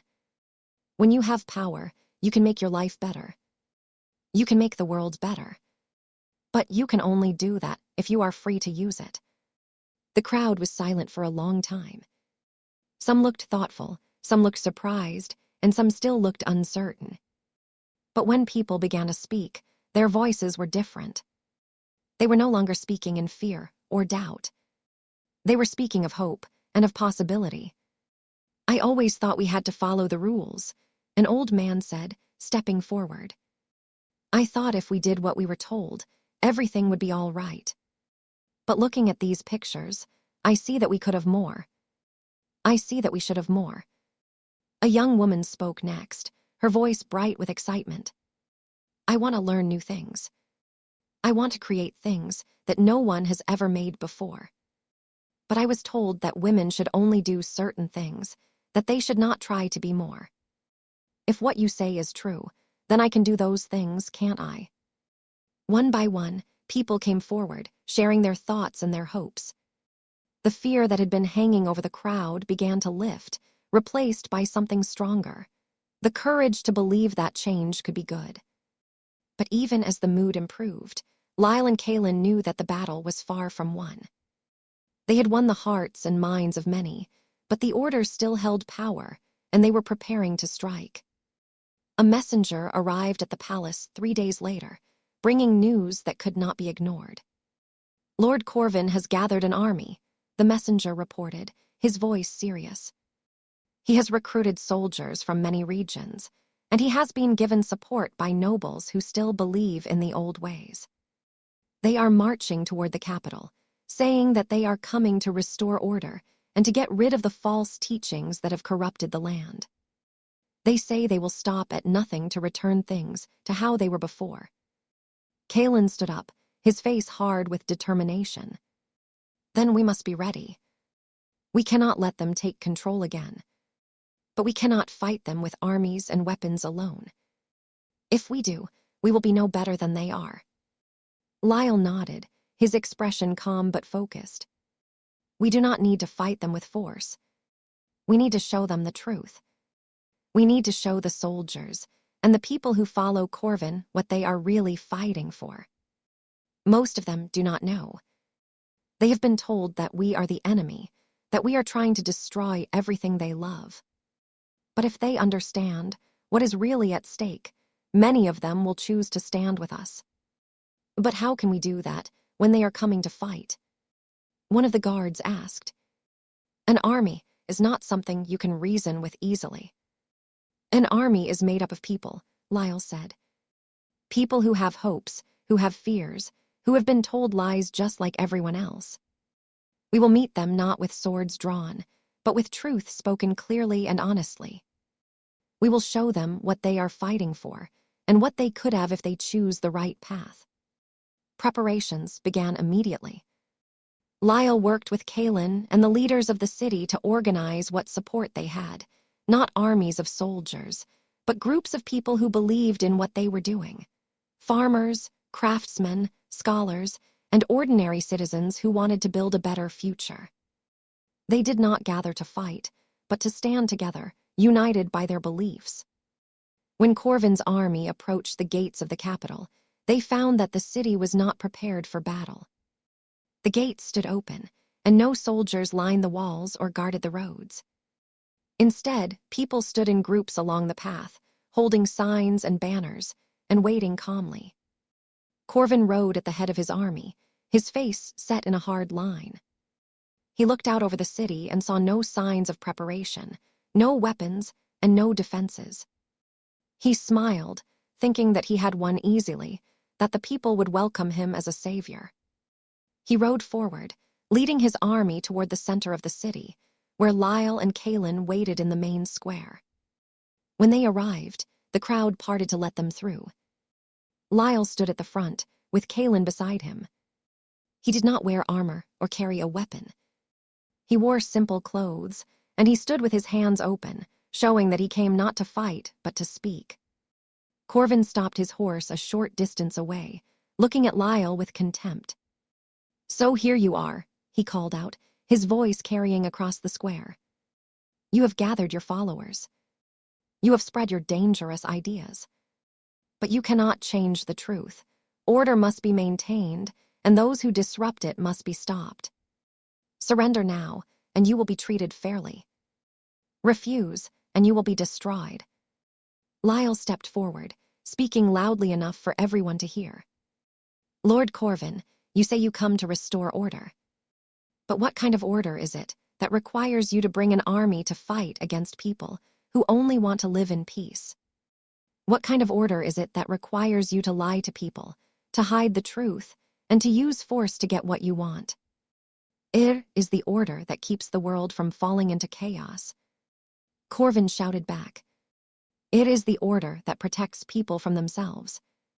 If everyone is allowed to do whatever they want, there will be no rules, no laws, and no safety. The strong will take everything from the weak, and nothing will ever be right again. Is that true? Lyle asked, his voice calm and clear. Or is it what you have been taught to believe? Let me show you what happens when people are free to choose. Let me show you that freedom does not mean chaos. It means choice. It means responsibility. It means that people can work together to build something better than any rule or law could ever create. He raised his hands, and once again the images appeared in the air above the square. But this time, they were not scenes from the past or possible futures. They were scenes from the lives of the people standing before them, soldiers, farmers, craftsmen, and leaders. They showed their hopes, their dreams, and the lives they wanted to live. They showed how, when people were allowed to make their own choices, they could build communities where everyone was cared for, where everyone had what they needed, and where everyone could live in peace. Then the images changed, showing what life would be like if Corvin and his army won. They showed the same restrictions, the same secrets, and the same control that had existed for hundreds of years. They showed that when power is held by a few, it does not bring safety, it brings fear. It does not bring prosperity, it brings poverty. It does not bring order, it brings stagnation and death. Look, Lyle said. This is what you are fighting for. This is what you will get if you follow Corvin. You will be told what to do, what to think, and what to believe. You will lose your chance to be free, to grow, and to be happy. You will live your lives following rules that were made by people who think they know better than you. Is that what you want? Silence fell over the army and the crowd. Many of the soldiers looked at one another, their expressions changing. They had been told that they were fighting for order, for safety, for the good of everyone. But now they saw the truth, and they began to understand that they had been deceived. Corvin saw the doubt spreading among his men, and he grew desperate. These are tricks. Illusions. They are using magic to fool you. Do not believe them. They want to take away your rights, your traditions, your way of life. Fight them. Defend what is yours. But his words no longer had the power they once had. One by one, soldiers began to lower their weapons. Some turned to look at their fellow fighters, and they saw the same confusion and doubt in their eyes. A man in the front rank stepped forward, lowering his sword to the ground. I have been told all my life that this is the right thing to do, he called out, his voice loud enough to be heard. But looking at these pictures, I see that I have been wrong. I do not want to live in a world where I have no choice. I want to be free. I want to choose my own path. One by one, others followed. More and more soldiers laid down their arms, until the whole army stood unarmed, their faces turned toward Lyle and Kaelin. They had come to fight, but now they had chosen the truth. Corvin looked around in shock, seeing his army fall apart before his eyes. He realized that he had lost everything. He had believed so strongly in his cause. He had worked so hard to build his power, and now it all crumbled away in a single moment. He turned his horse and tried to ride away, but guards who had once been loyal to him stepped forward and blocked his path. You have deceived us, one of them said, his voice cold and firm. We will not follow you anymore. You have led us away from what is right, and we will not let you do that again. Corvin tried to argue, to demand that they obey him, but no one listened. He was left standing alone, surrounded by people who no longer followed him, who no longer believed in him. He looked at Lyle, and he saw not an enemy to fight, but a truth he could no longer deny. All the beliefs he had held for so long, all the certainty that had guided his life, had been shown to be built on sand. He stood there, broken and defeated, and for the first time in years, he had nothing left to say. Lyle walked forward slowly, not with anger or triumph, but with a quiet sadness. He understood Corvin better than anyone else. He had been raised with the same teachings, the same fears, and the same belief that control was the only way to keep the world safe. The difference was that Lyle had been given the chance to see beyond those limits, to learn that fear and freedom could not exist in the same place. "You do not have to be afraid," Lyle said softly, stopping just a few feet away. "You thought you were protecting the world, but you were only protecting your own ideas. You thought you were doing good, but you were only doing what you had been told was good. You are not a bad man, Lord Corvin. You are just a man who made choices based on what you believed was right." Corvin's shoulders slumped, and he dropped the reins of his horse, letting it stand quietly beside him. "I thought if I kept everything the same, nothing bad would happen," he whispered, his voice hoarse and empty. "I thought change meant danger. I thought if people were free, they would hurt each other. I thought I was saving us." "I know," Lyle said gently. "And I know you believed it with all your heart. But now you see that there is another way. You see that people can be trusted. You see that freedom does not bring chaos. It brings growth and kindness and hope." He looked out over the crowd, at the thousands of people who had once stood divided, now united by the truth they had seen with their own eyes. No one has to be punished for believing what they thought was right. But now that we know the truth, we can build something new. Something that works for everyone. Corvin looked at the faces around him, faces that no longer looked at him with fear or hatred, but with understanding. He realized that he had lost his power, his position, and his cause, but he had not lost his humanity. In that moment, the hardness that had surrounded him for so long melted away, and he felt the weight of his mistakes settle upon him. "I will accept whatever consequences come," he said finally, looking up at Lyle with clear eyes. "I know I have done wrong.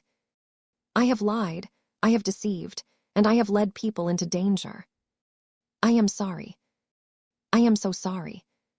"There will be consequences," Kalen spoke up, his voice firm but not cruel. "But they will not be harsh. We do not believe in punishing people for being wrong, or for following paths they believed were right. We believe in giving people the chance to learn, to change, and to become better. You will not hold power again, Lord Corvin, but you will be given the chance to make amends. You will work to help build the new world we are creating, and you will spend your days showing people that even those who have made mistakes can find their way to truth." Corvin bowed his head, accepting the judgment with humility. "I will do that. I will spend the rest of my life trying to make up for what I have done." And so it was that the great conflict ended not with bloodshed, not with victory won by force, but with understanding and choice. The army that had come to fight laid down their weapons and joined the side of peace. The shadows that had hung over the land began to fade, replaced by the light of truth and hope. In the days that followed, the work of building a new world began in earnest. Lyle and Kalen did not take power for themselves, nor did they create new laws and rules to control people's lives. Instead, they helped establish councils and communities where every person had a voice, where decisions were made together, and where the needs of everyone were considered equally. Lyle used his knowledge and his connection to the heart of the world not to rule, but to help. He showed farmers how to grow more food without harming the land. He helped craftsmen develop new skills and new ways of working that made their lives easier and their creations more valuable. He taught children not just facts and figures, but how to think, how to create, and how to care for one another. He traveled from kingdom to kingdom, from village to village, sharing what he had learned, listening to the needs of the people, and helping them find ways to solve their own problems. But even as peace and progress spread across the land, Lyle never forgot the lessons he had learned. He knew that the battle was not truly over. The old ways of thinking were deep-rooted, and there would always be those who feared change, who wanted to hold power and control, who believed that order could only come from strict rules and strong authority. One evening, as he stood on the walls of the capital looking out over the lands that were now thriving and peaceful, Kaelin came to stand beside him. The sun was setting, painting the sky in brilliant shades of orange and purple, and the air was filled with the sounds of people living, working, and laughing in harmony. "It is beautiful," Kaelin said, looking out over the view. "We have built something good here, Lyle. Something that will last." Lyle nodded, but his expression was thoughtful. "It is beautiful," he agreed. "But it is also fragile. We have shown people that there is another way, but we have to keep showing them. We have to keep teaching, keep listening, and keep helping. Because there will always be those who try to turn back the clock. There will always be those who think they know better than everyone else, and who want to take power for themselves." He touched the pendant that still hung around his neck, the symbol of his responsibility and his connection to the heart. "The order is broken, but their ideas are not. And as long as those ideas exist, there will be people who are tempted by them. We cannot just win once and be done with it. We have to keep working, keep growing, and keep building. We have to make sure that the world we have created becomes so strong, so full of opportunity and hope, that no one ever wants to go back to the old ways." Kaelin placed a hand on his friend's shoulder, smiling warmly. "We will do that together. You have the wisdom, the power, and the vision. I have the ability to lead, to organize, and to bring people together. And we have each other. That is more than enough." Lyle turned to face him, a genuine smile spreading across his face. The first true smile he had felt in many years, free from worry or burden. "You are right. We have come so far from that day when we met on the road, not knowing what lay ahead. We have faced danger, we have uncovered secrets, we have learned the true meaning of freedom and responsibility. And we have learned that the greatest power of all is not the power to control or to rule, but the power to understand, to trust, and to love." He looked out over the world that was now theirs to shape, and he felt a sense of peace settle over him. The illusion of fate had been broken, yes, but more than that, they had discovered that fate was not something that happened to people. It was something that people created, together, with every choice they made, every act of kindness they performed, every dream they dared to follow. "We have written the first chapters of our story," Lyle said softly. "But the story is not finished. It will go on, long after we are gone, written by all the people who will come after us. And as long as we keep building, keep believing, and keep choosing the path of truth and freedom, it will be a story of hope, growth, and light." Together, they stood there as the sun set, watching the world come alive around them. The shadows were gone, replaced by the glow of new beginnings. And as far as the eye could see, there was nothing but possibility, endless, beautiful possibility, waiting to be made real by the hands and hearts of all who chose to build a better world.